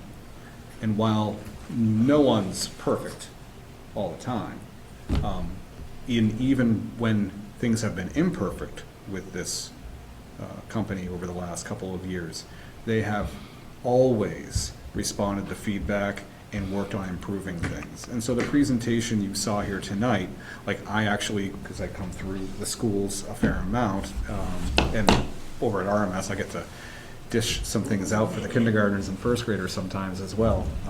They like their cucumbers and ranch. That's that ranch, that bottle of ranch is like, I think $27,000 is spent on ranch alone, maybe. But no, they just always respond, and I appreciate Wanda so much. She's so articulate, but also she is an active manager in all the areas and is constantly looking for the quality to improve and not just stay static. And the kids, when they're eating, yeah, especially at the middle school, I can attest to the changes that have happened there. Still would like to see a few more salads, because they're always gone, but I understand that, you can't. It takes some time to put all those together. So. Okay, any discussion on as you're looking through the form, any discussion? What we're going to be doing is moving, at the very bottom it says there's a motion. The motion will be to approve the renewal of the Abbey Group as the manager of the district's food service operations for the 2026-27 fiscal year, and authorize Superintendent Duncan to execute amendment number 3 on behalf of the district. Does that mean the third year of is that what amendment number 3 means? It's the fourth year. You but need a it's microphone? third amendment. Yeah. So the original one is the first year. Yeah. Yeah. Okay. All right. So this is the third year of 4 for the renewals. Do we know so the projected budget loss, am I reading that right, is $64,000 for this year? I would ask, and you'll want to have, this is actually a good time to have a conversation a little bit more about that, so that when we get into the food prices, it will naturally flow. Carrie, would you be willing to address where we currently stand with the food service and the loss and so forth, and anything positive that we might even have within that? You just need a microphone. That's all. Mm-hmm. Thank you, Carrie. Sure. So currently, the food service program is running a loss of about $100,000. Of that, the Abbey Group is at the loss that's projected for this year. The additional loss is other operating expenses that are not included in the Abbey Group's budget. That would be pest control services, propane for the kitchens, repair and maintenance to any of the equipment, which we've had to do this year. So we're running at about a $100,000 loss. We did budget $148,000 to support that loss from the general fund because the program can't operate at a loss. So we would have to fund a loss from somewhere. So if you want, I can get into further discussions about, it kind of ties into the meal prices. Our meal prices don't meet what we need to meet from a formula that the federal government uses. And I can get into more of that when we discuss the meal prices. But if we're not charging enough, we're not taking in enough revenue to cover the cost of the food program. So that's where a lot of the loss does come from, is we're not taking in enough revenue in the meal prices that we charge to cover the cost of the food. Carrie, Yeah. are we still sustaining a large loss from students taking meals and not paying for them? So what happens, we're running right now about $45,000 in debt in the meal service program for meals that weren't paid by the families for those meals. The revenue still gets recorded to the program, but the cash is never received. So what we have to do is if a student leaves the district and they have a negative balance that's written off as bad debt, and it comes from the general fund because the food service program, you can't run a bad debt through the food service program because it's federally funded. So that's supported by the general fund of the district, and right now that's around $8,000 of that $45,000. The rest is carried as a receivable on the balance sheet at year end, and then it's brought back over, and it stays with the student until they either graduate or leave. And when they graduate, they're supposed to pay it, but that doesn't necessarily mean we'll get the money. Once they leave, it's the district's responsibility to pay that debt. Is this pretty typical year over year, that we don't get quite a fair amount of revenue that doesn't get paid? Well, we used to operate differently in the past. We used to provide students with what we called an alternate meal, and then the district just paid for that meal. It was maybe 2 years ago that we decided to carry negative balances on students' accounts, and that's where the debt has now come into play, because either way, the meals weren't getting paid for by some of these families. So it's just who ends up paying for it. Right now, it's being carried as money owed on the students' accounts. Do you know if if other schools have the same type of problem, or Oh, yes. they're all This is similar? a big problem, and part of it's due to the way the food service program is regulated. You can't deny a student a meal, so if they don't have any money to pay for it, you can't take that meal away. You have to give them the meal. So it's, unless you want to start taking families to small claims court to try and get that money back, you don't have much choice. We send out emails every week letting families know what their balances are when they get low and when they're in the negative. The schools also try and reach out to them. It's a very difficult situation, and many schools are in this same Now, have the same problem. Are we losing 100,000 and the part that's not getting paid, or is that included in that 100,000? So that 100,000, part of that is because we're not charging enough for the meals to cover the cost of the product that's required to produce that meal. When we're talking about the students, the debt for unpaid meals, that's a little bit different. That's separate from the 100,000. That's separate from that. Yep. So it's really, we're losing about 145 to 150,000. If we end up having to write that off as bad debt. Right now, we're only writing off about 8,000 of it. Of the unpaid meals, is it, like, what percentage, or is it mostly, like the middle high school, or is it pretty split between grade school and? I want to say the middle and high school is carrying about, I think around 26,000 or so. Ringe, I think, has about 5,000, and Jaffrey Grade School, I think, around 11. If that math adds Yeah. up, I'd have to look it up. It's right Mostly in the around middle there. high school. Well, I'm Or- combining Yeah. both the middle and the high Yeah. school in that number, yeah. Yeah. Now, is there a reason why we price stuff at a loss? I mean, are we regulated to only be able to charge a certain amount for our So- food? That goes back to a discussion we've had, because we're in a catch-22. So if you raise prices, you're potentially putting yourself in a position where you're going to have more families that can't afford to pay, so that you could end up with larger debt that's owed for those meals. Last year, it was decided by the school board to waive increase in the meal prices because we're in a position where we have a positive fund balance in the food service program. And if you have a positive fund balance, the school board can elect to waive the increase to meal prices, and that's what it chose to do last year.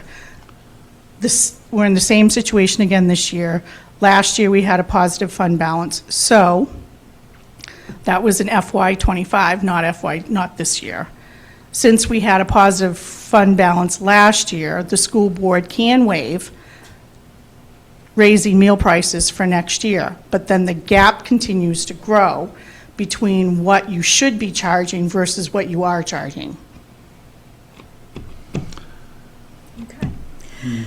So I think next we will be looking at the meal prices. I think it would make sense to hold off on actually voting for this, just so we have all the information and we can vote on both together. Does that make sense? Yeah. So let's go on to the meal prices one.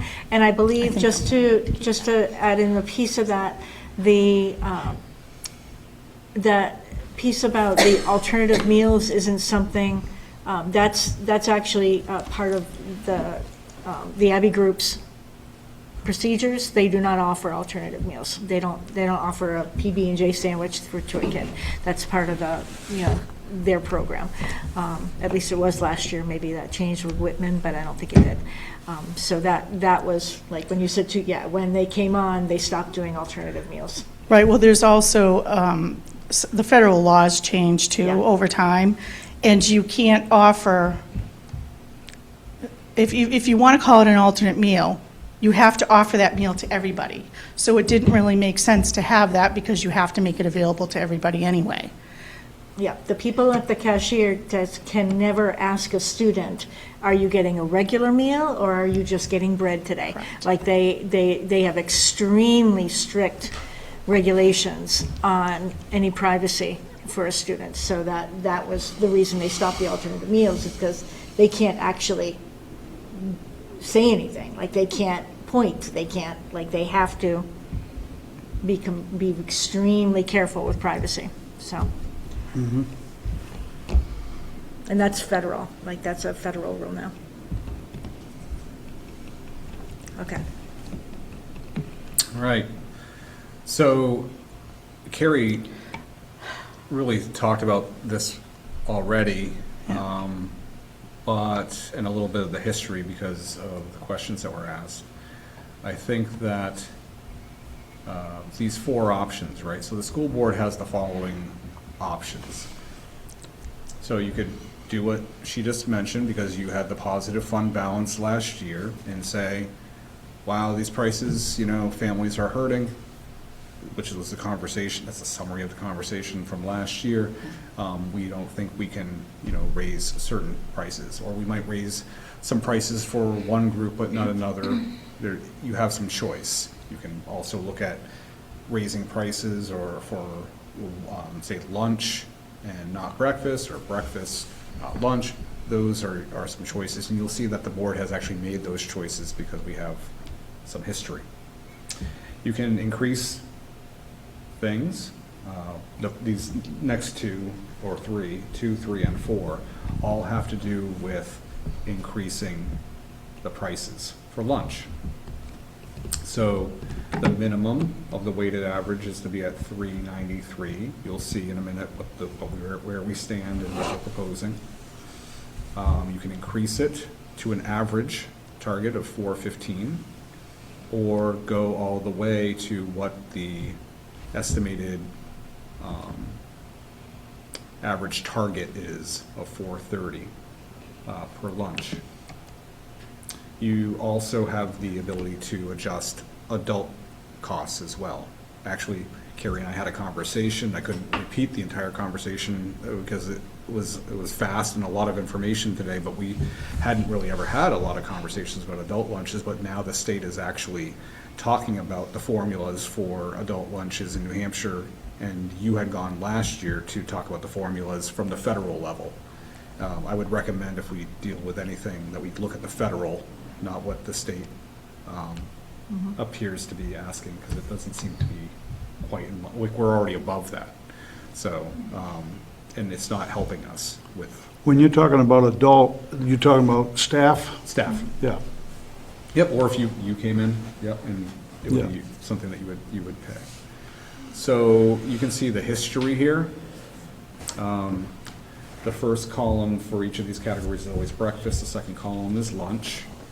So elementary, middle, and then the adult. So the elementary and secondary, those are and the adults in the end. So you can see that from 2016-17 till, oh gosh, so 10 years, we've gone up 40 cents for breakfast at the elementary level. And we've gone up 40 cents, it would appear, at the middle school, high school level as well.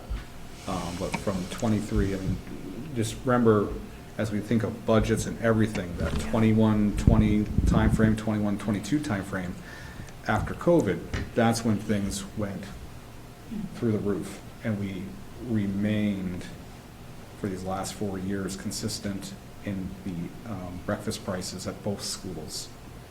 And then here's what you can see in the last several years for the high school and the elementary school. You'll see that the high school, middle school has gone up $1 over the last 4 or so years.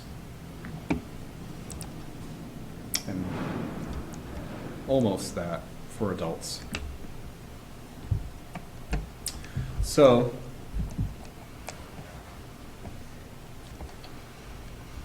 How do you feel the prices are for an adult? Are they pretty reasonable? well, I mean, I think that as our cost right now for an adult for $5.25, I would say that for what you get for the food that they are offering here, and you would struggle to get a lunch for $5.25 anywhere. I'm gonna come eat here every day. Yeah, you should. You should. Yeah, is this open to the public? Can I? Somewhat.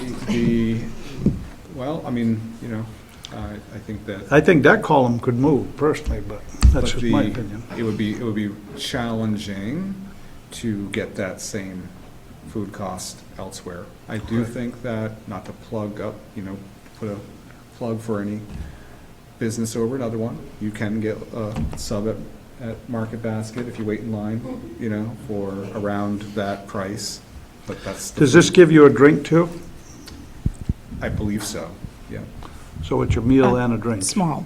Yeah, Milk. it's like, Yep. you know, milk, so. Do you find many of the staff do partake in the lunch here? I know that one grade level, they make it a regular routine to all go together, they have lunch together and they come down, yeah. So I don't spend a lot of time in the lunchrooms, apart from with kids. And so I don't monitor the lines that way, but I would say that it's better than it used to be. You know, certainly we could have more participation. The pictures of the food look much better this year than last, so that was really encouraging. Mm. So, here's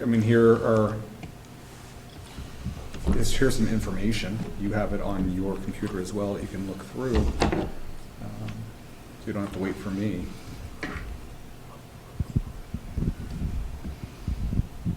So can I just add What? a little bit more Yeah, information? absolutely, Carrie, Okay. take it away.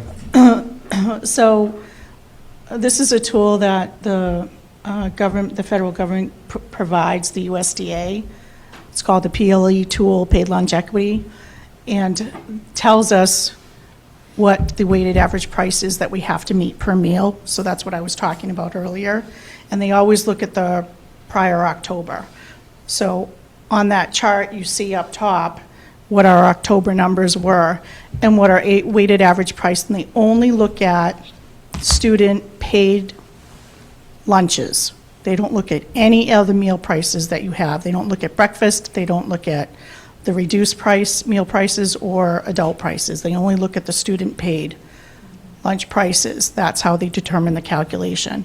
So they're saying our weighted average from October was $3.83. and the minimum is around $4.15. It was on the first page, is where we should be at for our weighted average price in calculating the student lunches. We are required, if we raise the prices, we are Did you say required to raise them 4.15, 10 cents. Carrie? Did you say What did I 4.15? say? Did you say 4.15? 4.15, Yep. yep, Okay, right here. 4.15, yep. If we raise meal prices, we're required to raise them to meet at least the 10 cents to equal a weighted average price of $3.93. So that's why on the first example, I gave you something that would get us to the $3.93 if you chose to raise meal prices. Now, you can choose to raise them more than that. It has to be a minimum of the 10 cents. And doing that is a huge risk because likely that will drop families, especially ones who have multiple kids. So we'll be back in a pickle with trying to serve meals to fewer kids and come back with screwy numbers again. Possibly, yes. So there is a risk to raising this. Yeah, we're not, I feel like every year I need to remind people we're not trying to meet that deficit with our school lunches. Like that's not, it can't be a one-to-one when you're feeding kids and we're mandated to feed kids. Like that's just doesn't, that can't be how this works. This isn't a restaurant. Judy has a question. I just want to comment because I understand where you're coming from because, I voted for what we, chose last year. But when I was walking out with Charlie, he did point out that, his mom made lunches. I know I made lunches. So families that don't want to pay this do have the option to make a lunch. So I'm just putting that out there because that is what Charlie said, and I can't come to a meeting without thinking about him. And I just wanted to give his input that he gave me. Yeah. And lots of families do send their kids with lunches. Lots of them do. But we are still mandated to provide hot lunches every day. And that's part of the deal.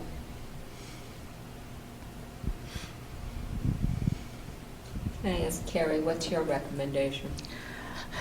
My recommendation would go with the new price, number 3 option. Okay, It gets us, it's still under where we should be at of 415 as a weighted average, but it gets us, it's the last page. Well, it's trying to meet number 3 right here, the weighted average of 415. And Well- that's the thought process behind it. And then right here, I believe, this one, No, the one on the right. right here. Top right, yeah, This one? that one. Now, that's just to get us to $4. To me, that would be the minimum. If you want to get us to meet or get close to the 415, it would be the one Reuben. That one, yes. Yeah. And I would ask you to consider maybe increasing the breakfast meal prices, even though it doesn't contribute to the cost in the calculation. The breakfast prices are very low, and it would help create revenue or generate revenue for the program, so hopefully there wouldn't be as much of a loss. But it's your decision. What would your recommendation be on the breakfast?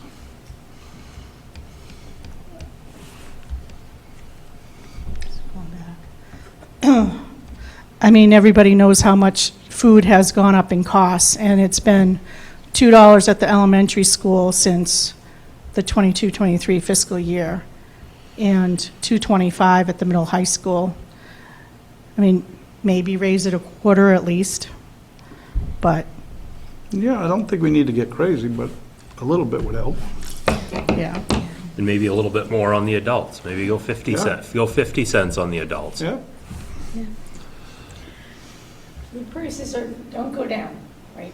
Right. Reality. Nope. 25 cents on, I think it's very fair. So you're just going to keep playing catch-up, because next year, when this comes around, the weighted average that you have to meet is based on a 2% increase, plus they look at CPI. So it's 415 now is what you have to be for this coming year. It's not as high as I would have expected based on the calculation, so it's fortunate that it's not as high. So you could go with the last option I gave you, which might get you where you don't have to raise prices again next year. So it's just something to consider. I like your first option, and I think it's a number that we can deal with,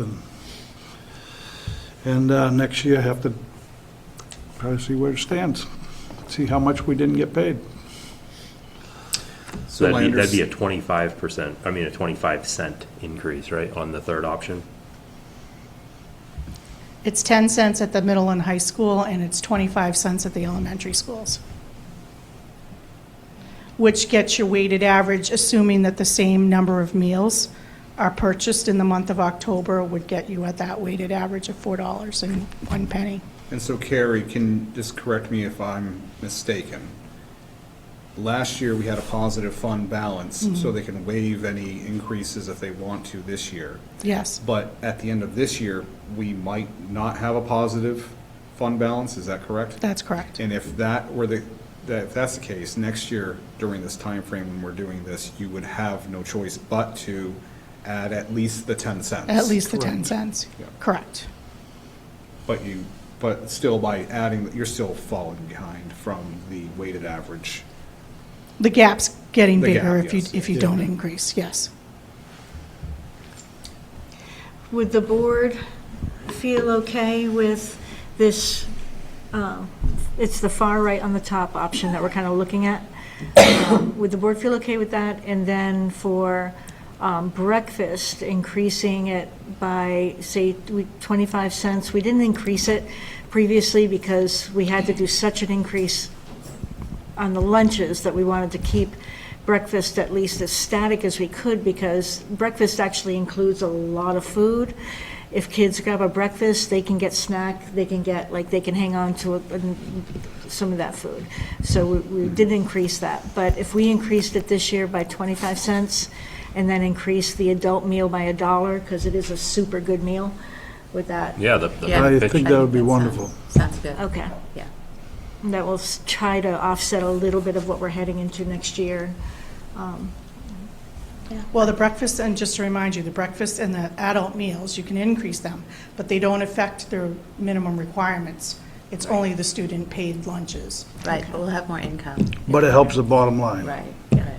It'll help the bottom line, Yeah. yes. That's what we're thinking. That's what we- And then Potentially. how much will we increase the student lunch one? What are you projecting for that one then? On that number 3, can you go back to? Yep. Yeah.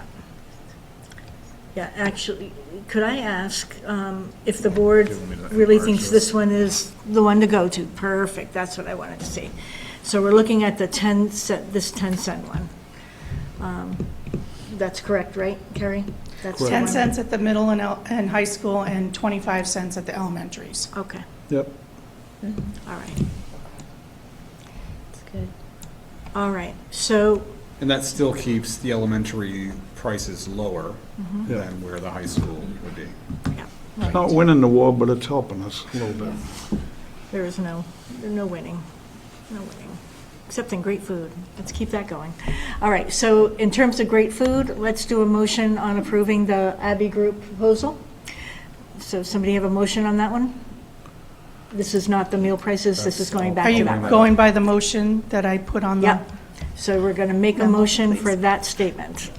I will make a motion to approve the renewal of the Abbey Group as the manager of the district's food service operations for the 26-27 fiscal year, and authorize Superintendent Duncan to execute amendment number 3 on behalf of the district. Thank you, Christine. Is there a second?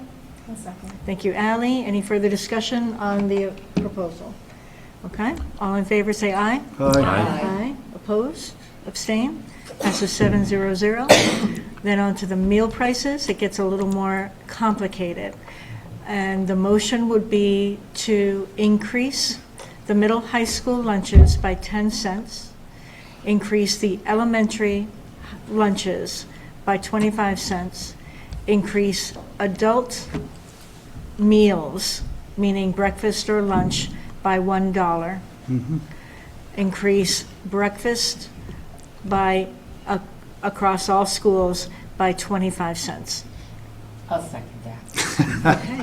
Well, actually, you're going to make that motion, because I can't, I'm just articulating. So Sandy made the motion. Yeah. I'll Is there a second second? Thank you, Dan. Any further discussion?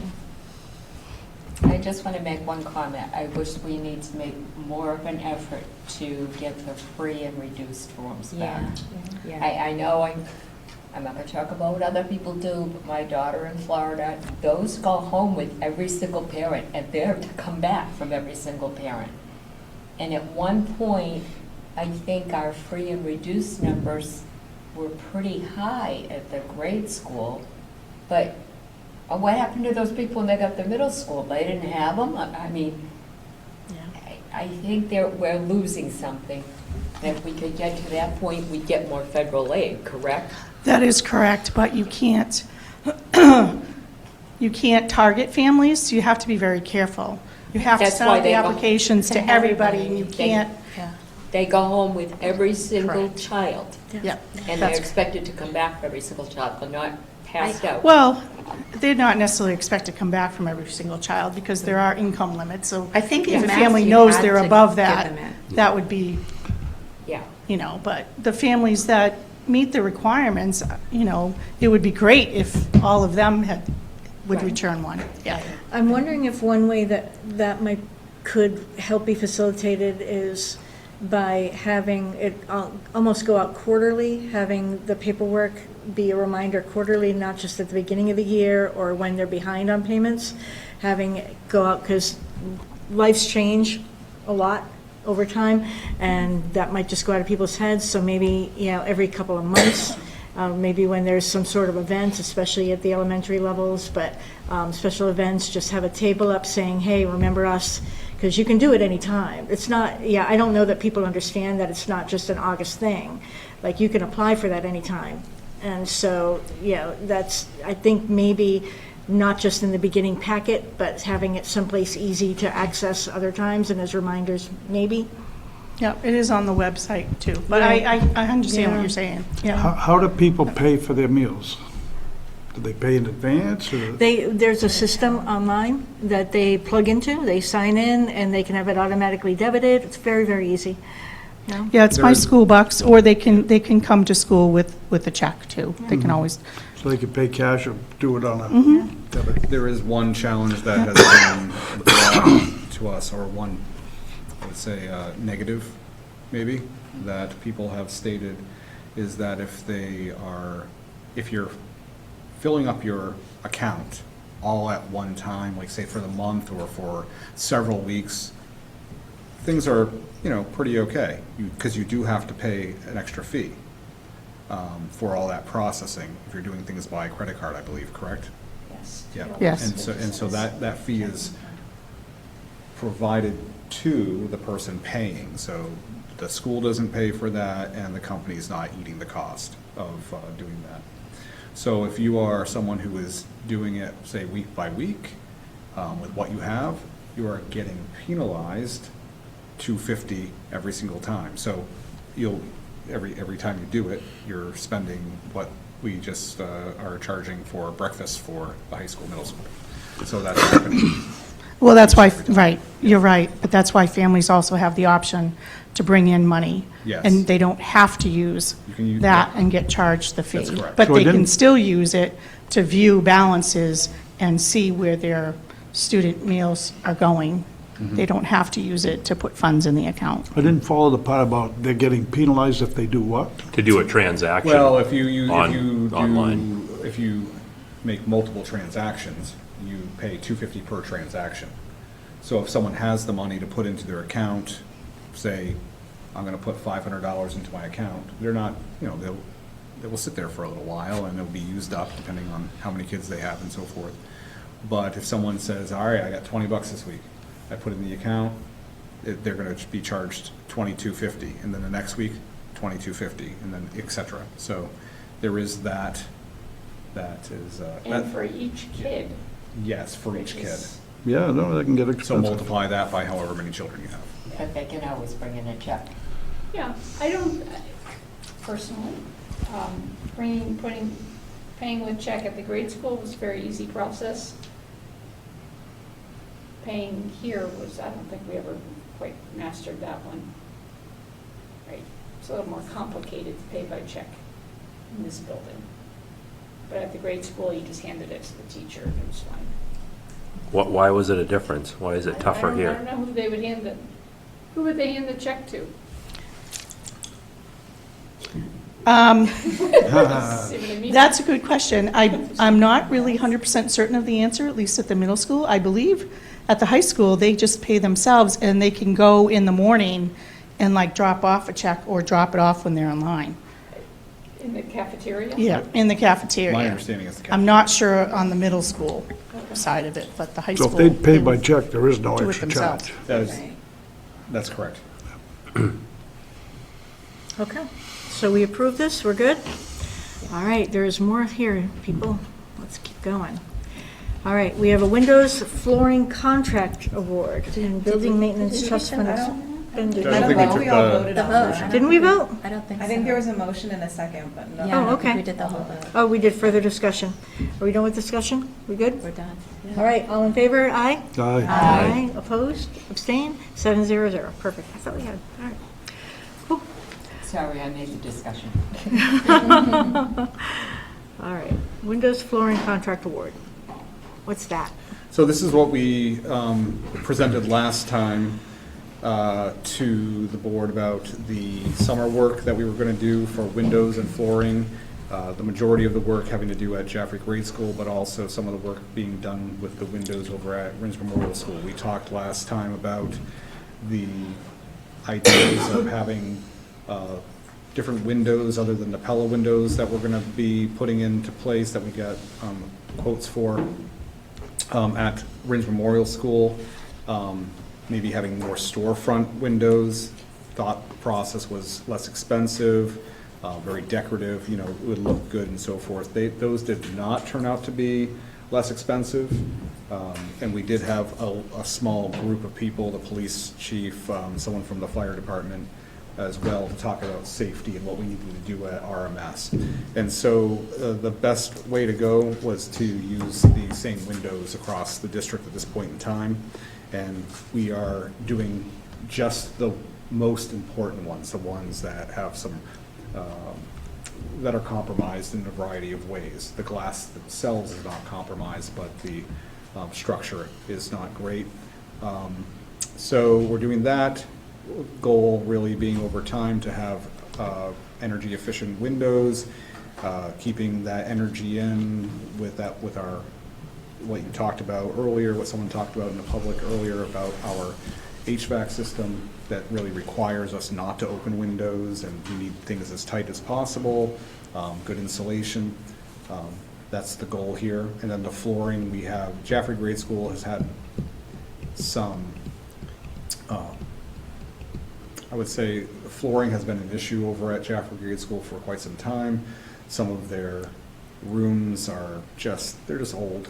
They're old rooms, and so we're going to put some better flooring and non-carpet. We're moving away from carpet by and large at the elementary schools, which is going to take years and years to do, but we figured we'd get that started. And so we've picked out some nice flooring that will match the age of the building, and rip out the I would say the carpet tiles that had been put in that are shredding and trip hazards at this point in time. Also, the flooring on the bottom wing of Jaffrey Grade School is going to be redone using some of the flooring that we already have, which is like what this is right here in front of us. And so we were able to knock that price down. But with everything, all the demo, we're allowed to use the state bid for this. Our purchasing guidelines allow that, encourages it really, to be able to use the state bid. The state bid for this type of work, actually, there's a local contractor that won that state bid, and that's Monadnock Commercial Builders. They do a fair number of school-related projects around the area, but also throughout the state, but also over in Vermont. And so they've been good to work with, helped us with the ramps earlier this year. They were the group that did that, and allows us to, because the state bid goes out much more broadly, it allows us to get the better pricing. So the amount of money that I would ask, one, I would ask that we award the project to this company, this local company, Monadnock Commercial Builders, and to take that money from the Building Maintenance Reserve Trust Fund, not to exceed $250,000. It does not, that's not what the cost is. The cost is like $201,000, $202,000, but it's, we want some contingency. The areas that they are going to be removing may have a lot more damage than we can see because of the sills and so forth. And so they gave us some stories about some older buildings that they had worked with that, you know, some were fine and others were not. So we wanted just as a contingency. We have the money in the Maintenance Reserve Trust Fund, but there's one more aspect of that. So there's award the contract to the Monadnock Community Builders. Commercial. Did I say community? Commercial. Okay, commercial builders, so same, you know, same letters, you know, that they start with. Monadnock Commercial Builders. And to authorize the superintendent to sign that and to take the money from the Building Maintenance Reserve Trust Fund not to exceed $250,000. And there was one more piece of that, Carrie, because of cash flow. Was there one more piece that we needed to do with that, or is it just we've already talked to the trustees about getting that money at a different time frame? Yes, so we're in the middle of doing the track project that's costing us $400 plus $75,000, $80,000, yep. right. Mhm. So we've asked for that in That's the advance. one, okay. So we're gonna need to fund the trust fund again with the $350,000 Got it. that was awarded. So that's the balancing part of their cash flow. Mhm, okay.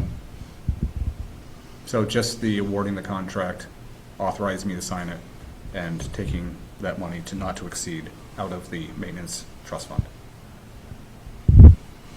So you mentioned that there was multiple people that bid this work, correct?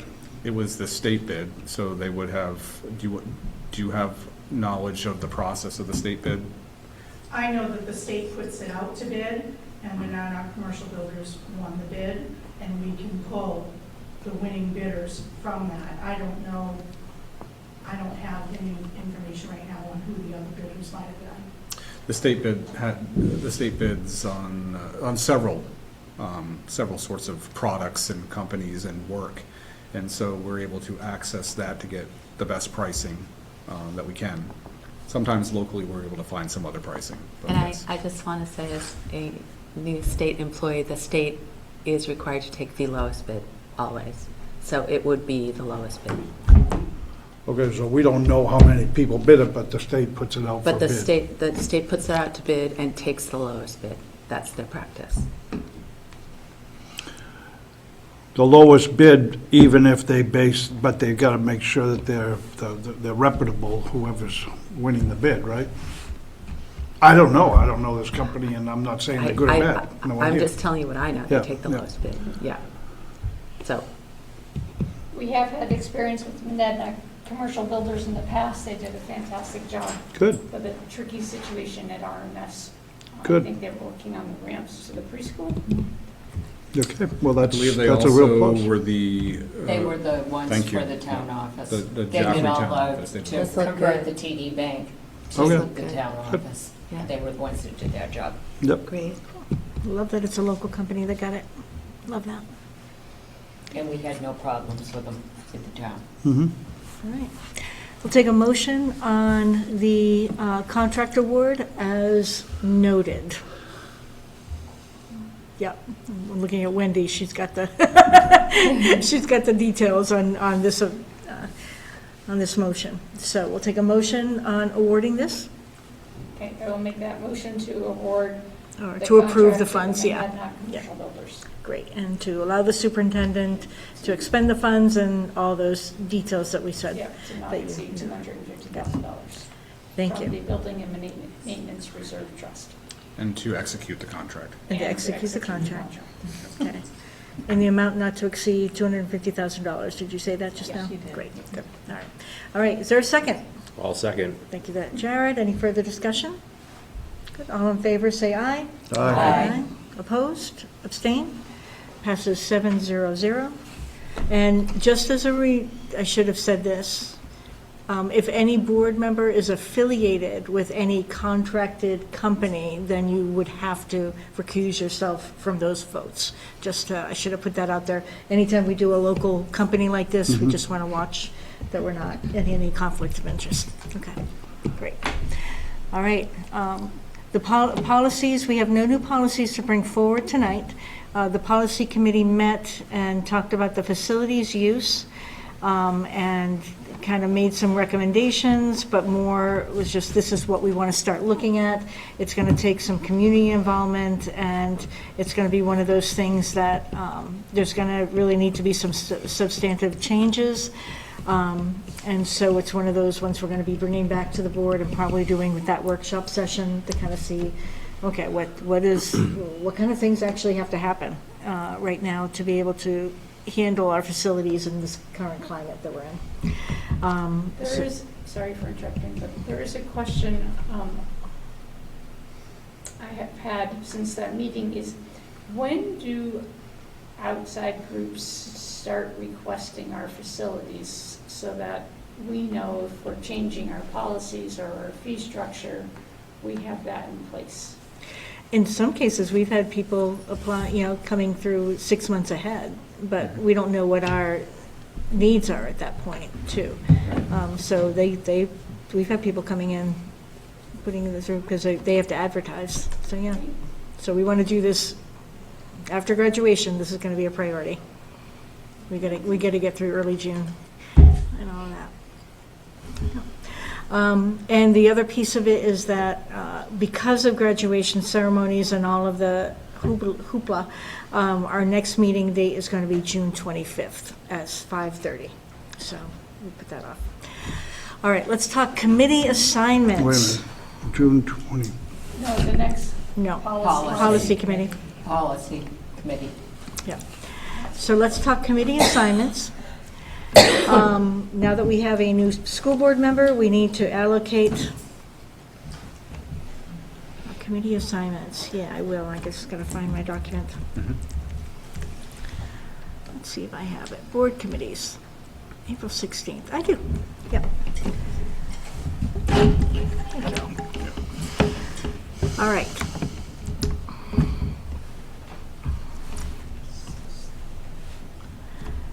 Okay, so if we could set the times that we are meeting tonight. It's not 9 o'clock yet, we can do this. So, right now, these are the committees that we have in place. And we would like to see 3 people on each committee. And we can't have 4 because that becomes a quorum. So, Facilities and Finance currently has Sandy and Jared. And what time do you guys want to meet? Do you know yet?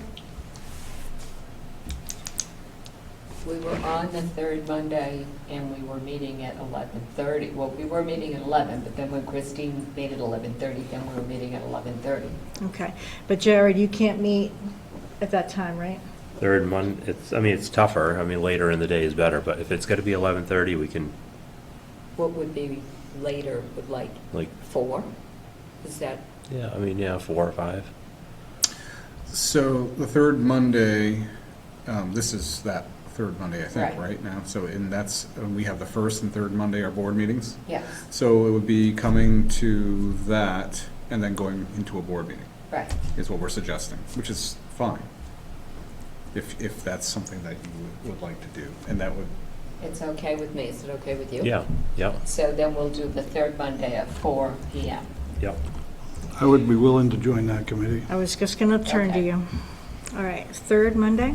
Yep. And where is that meeting going to take place?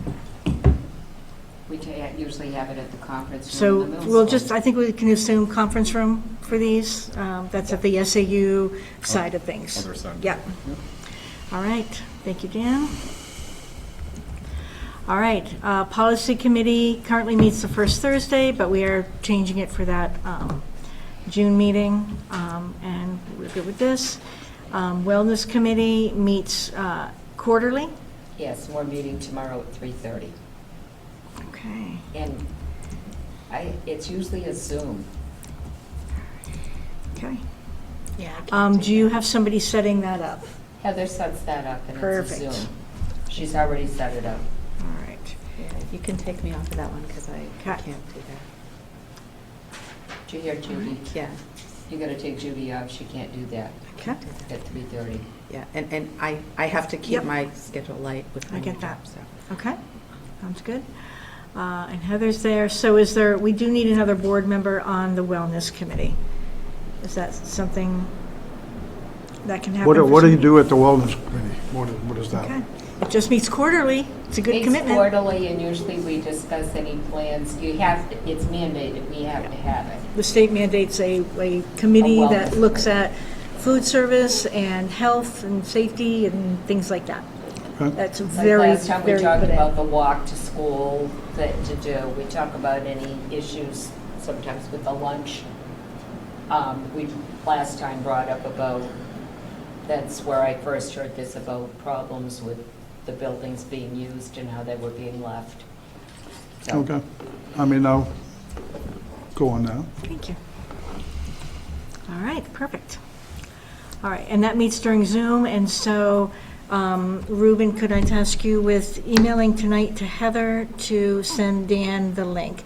Dan, you have the district email now? Did you get all, you have a I computer? think so. I think I got them all here. Great, okay, so watch for a link from Heather to get into the Zoom and for it's only tomorrow. 3:30 to 4:15. Oh, Okay. I'm writing that down. He's very prompt And that's, about and, I and can you, truly and you believe meet she's when? that efficient. at 3:30 to, well, we're meeting tomorrow at 3:30 Oh, on Zoom. on Zoom. Okay. Yeah. Yeah. And she starts at 3:30 and she ends it at 4:15. Okay. I'm not brilliant on this computer, but I, basically, you just, It will come through your email, you'll have an invitation. and then it'll just You click just on hit that. it, Click on and the it'll link say, and Okay. to join, click here. Yep, Yeah. okay, Come on. perfect. And sometimes I join and I have to wait because I'm ahead of her, for her to come on, so. Okay. All right. Next committee is Manifest. Currently Sandy and I are on that, and that is something that we do online now. It's a weekly commitment, but it's online, so that's made it so much easier. But we Hang do on. have the option to go in and look at the invoices, I thought that was mandatory, Sandy. to go in and, you can look at Yes. it online, but you can physically go You in should and always- flip page by page. And you should always do that. It's not I'm looking at them optional. online. It's the plan. You look at everything. Yep. All right. Education Committee, and you guys just recently met. Did you guys decide on a time to Third have regular meetings? Thursday at 5:30? That wouldn't be the Whatever third it was, Thursday. it was Second fine. Thursday. Second? Second Thursday Second Thursday. at 5:30.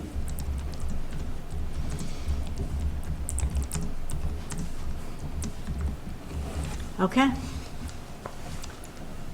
All right, and the Communications Committee, Just me. Ally. Would be so effective. Just be by myself. Let me see.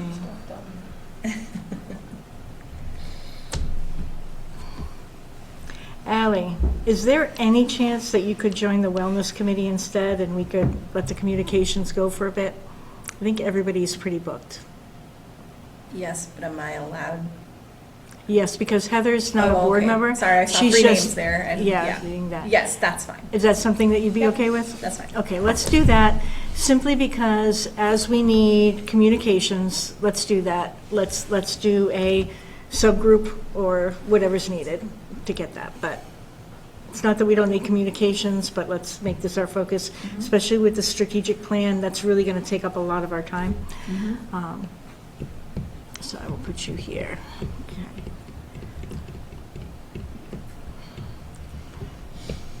Come on.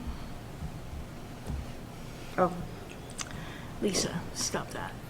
Look at your computer screen. Thank you. Okay, thank you guys, perfect. All right, so this is gonna go on the website under board committees.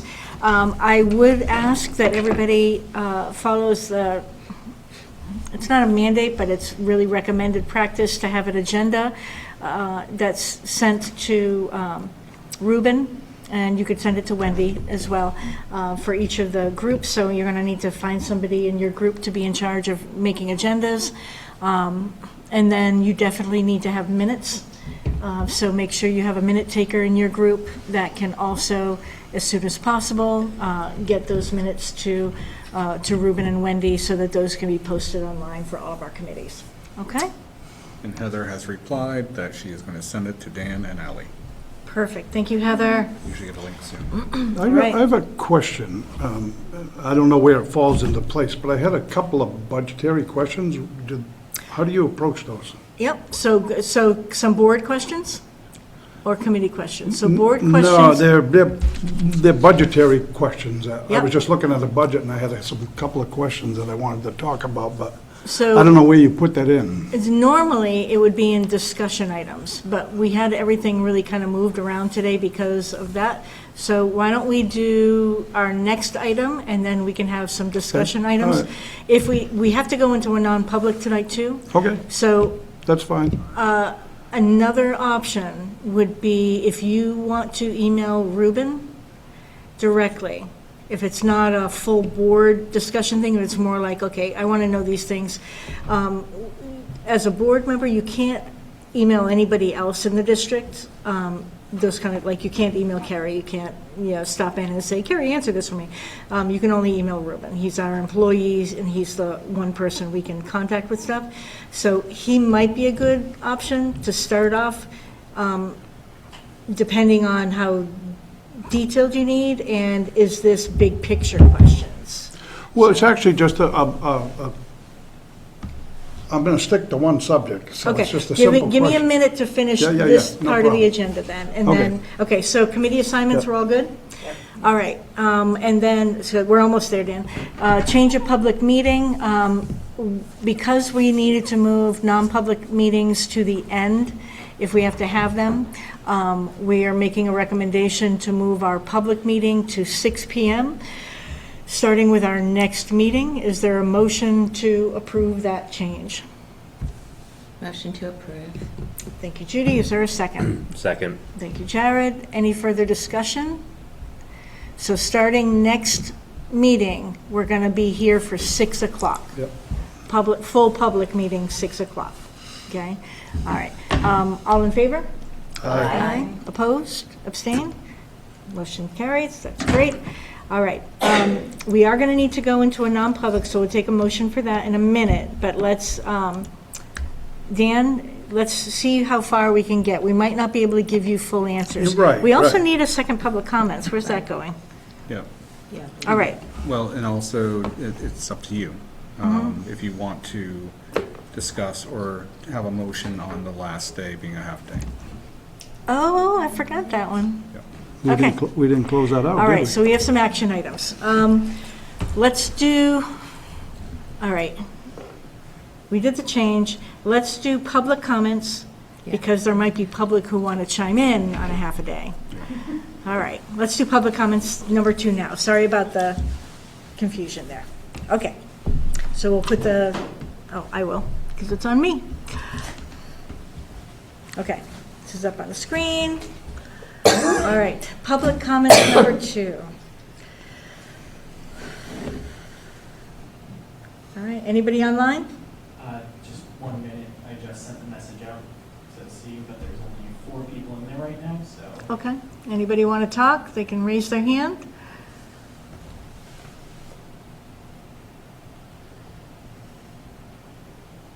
Not seeing anything, so. No member of the public has an opinion on a half day for a last day of school? Scary leaving it to us. We want every second of instructional time, you know. All right. Yeah. That was Kathy Kozlowski of Ringe saying do a half day. So what's your name and town of residence? I just said it. Comment. Don't even give her a microphone. Kathy Kozlowski wants a half a day on that day. All right, so we'll end public comments, and let's go to the vote for the half day. What does the board think? Well, Half day. Half day. Perfect. no. Sandy raised her hand, nobody else did, you all jumped. They Sandy, all know what they want to do. So, the JREA came to us and said they originally, school was going to get out on Monday, the 22nd. The JRE came to us and said, oh, we'd like you to get it out on Friday. And we said, okay, but then we decided Friday was the 19th, June 19th, and we didn't want to get into that. So then we agreed that the school would get out on June 18th, and it would be a full day. You want to go back to the 22nd? Why would we have to? we wouldn't have That to. was the original. That was Oh. the original. But I do remember we had talked about it being a half day, and the board said because of this and the Memorial Day that we took back, that we would keep that day, in the 18th, a full day. But if we want to change it, we can change it. That being said, and I understand every moment is an instruction moment, but, you know, that is challenging. It's a challenging situation to have a full day of school on the last day. You're not going to introduce a new subject as a teacher, right? I don't know, just give them a half day, let them have an enjoyable summer. Yeah, I like the idea of the teachers having the extra time to grab their stuff, say their goodbyes, close out the classroom, out of there. Yeah, Give them a half a day. yeah. I'm with you. All right. But this is just a question to consider in this discussion. How many fewer days are students in school than, say, the Conval School District? So it's a great question. We start our calendar off with 3 fewer days than Conval. Conval, our district, and Messina get together. We put our calendars together every single year. Messina has about 175, I think it is, days. We have 177. Conval has 180. All right, so we'll take a motion on making it a half day, and people can say yes or no. Okay? So, somebody make a motion? I make a motion, we make the last day a half day. I Yeah. second it. Okay, thank you, Jared. Thank you, Judy. All right. Let's do hand raise for this. All in favor, say aye. Aye. Aye. Opposed? Okay, the ayes have it. 5-0. Thank you, everybody. All right. That. Dan. Okay. So Dan, if it's budgetary questions and it's 9 o'clock, we're going to mostly be taking notes. We'll see how many answers we can get you. but- Okay. Okay, Yep. let's do it. So I can ask a Yes, question? you're on. Okay, my question is, and Ruben may be able to answer this, do we pay the fuel for the school buses, or does the bus company? We pay the fuel. So, do we get the state and the federal discount? We have the discount. Yep, we don't get the same taxation. What's Yeah, that? we don't get the same type of taxation, so it's tax, is it tax-free carry? Is We that should what be getting about 48 cents a gallon off every gallon that we use. We get discounts because of we're public entity, so we don't pay the regular price. Yes, that's correct.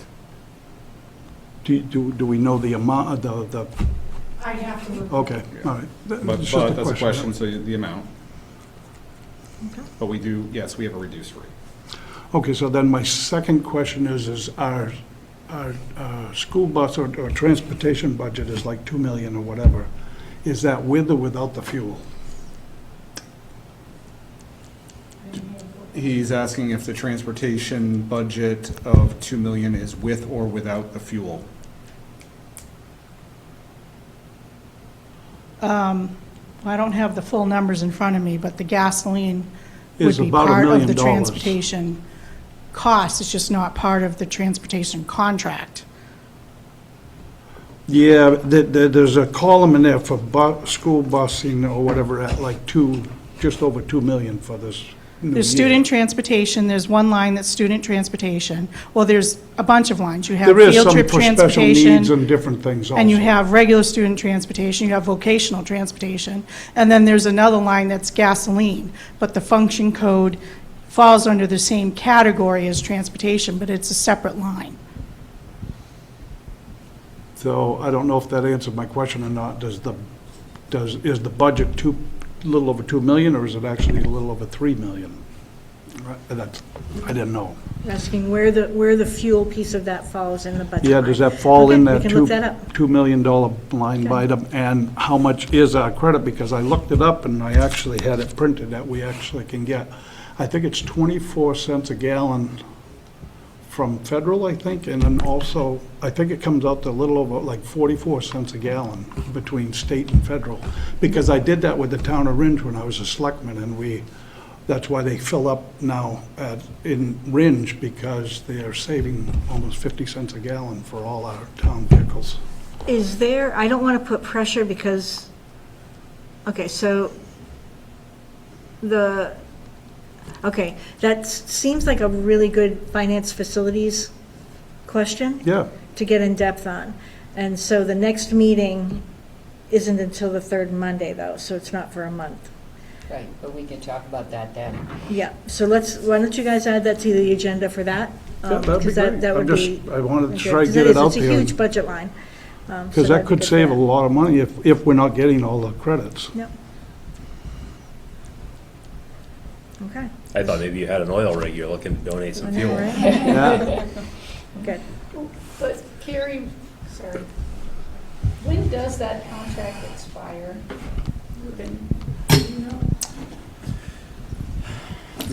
We do, it's not like, for instance, let's pretend it's this year, right? It's not this year, but let's pretend. Then you also have the opportunity to extend it, because you signed a contract 2 owners ago, it's been sold twice now, to provide us with 2 extra years if we want to, without going out to bid. But was it next year? I believe next year is the Yeah. end of 5 years. Yeah. And we had a 2-year option. I believe that's Mm-hmm. what it was. And I have one more question if I can.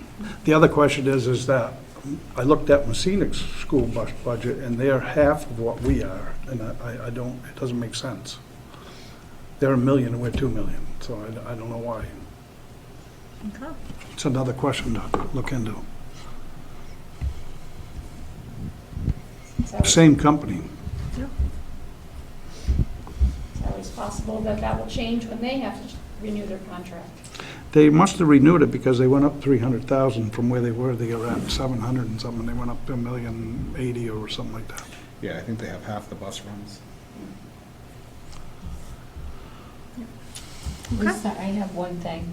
So, I didn't know what the board's input on this. So Jim Callahan from Shaheen and Gordon is putting together a claim against school care on behalf of several school districts to recoup some money.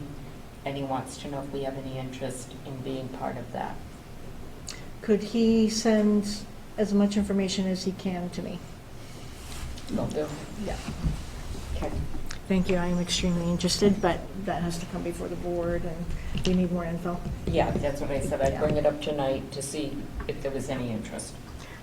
Always. Always. Very, very much so. Okay. We had talked about that the day it happened. Like, why is there no accountability for this? Why Yeah. is the state silent? Why are the unions silent? I am.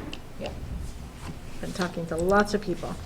I know that there are some school districts who have refused to pay.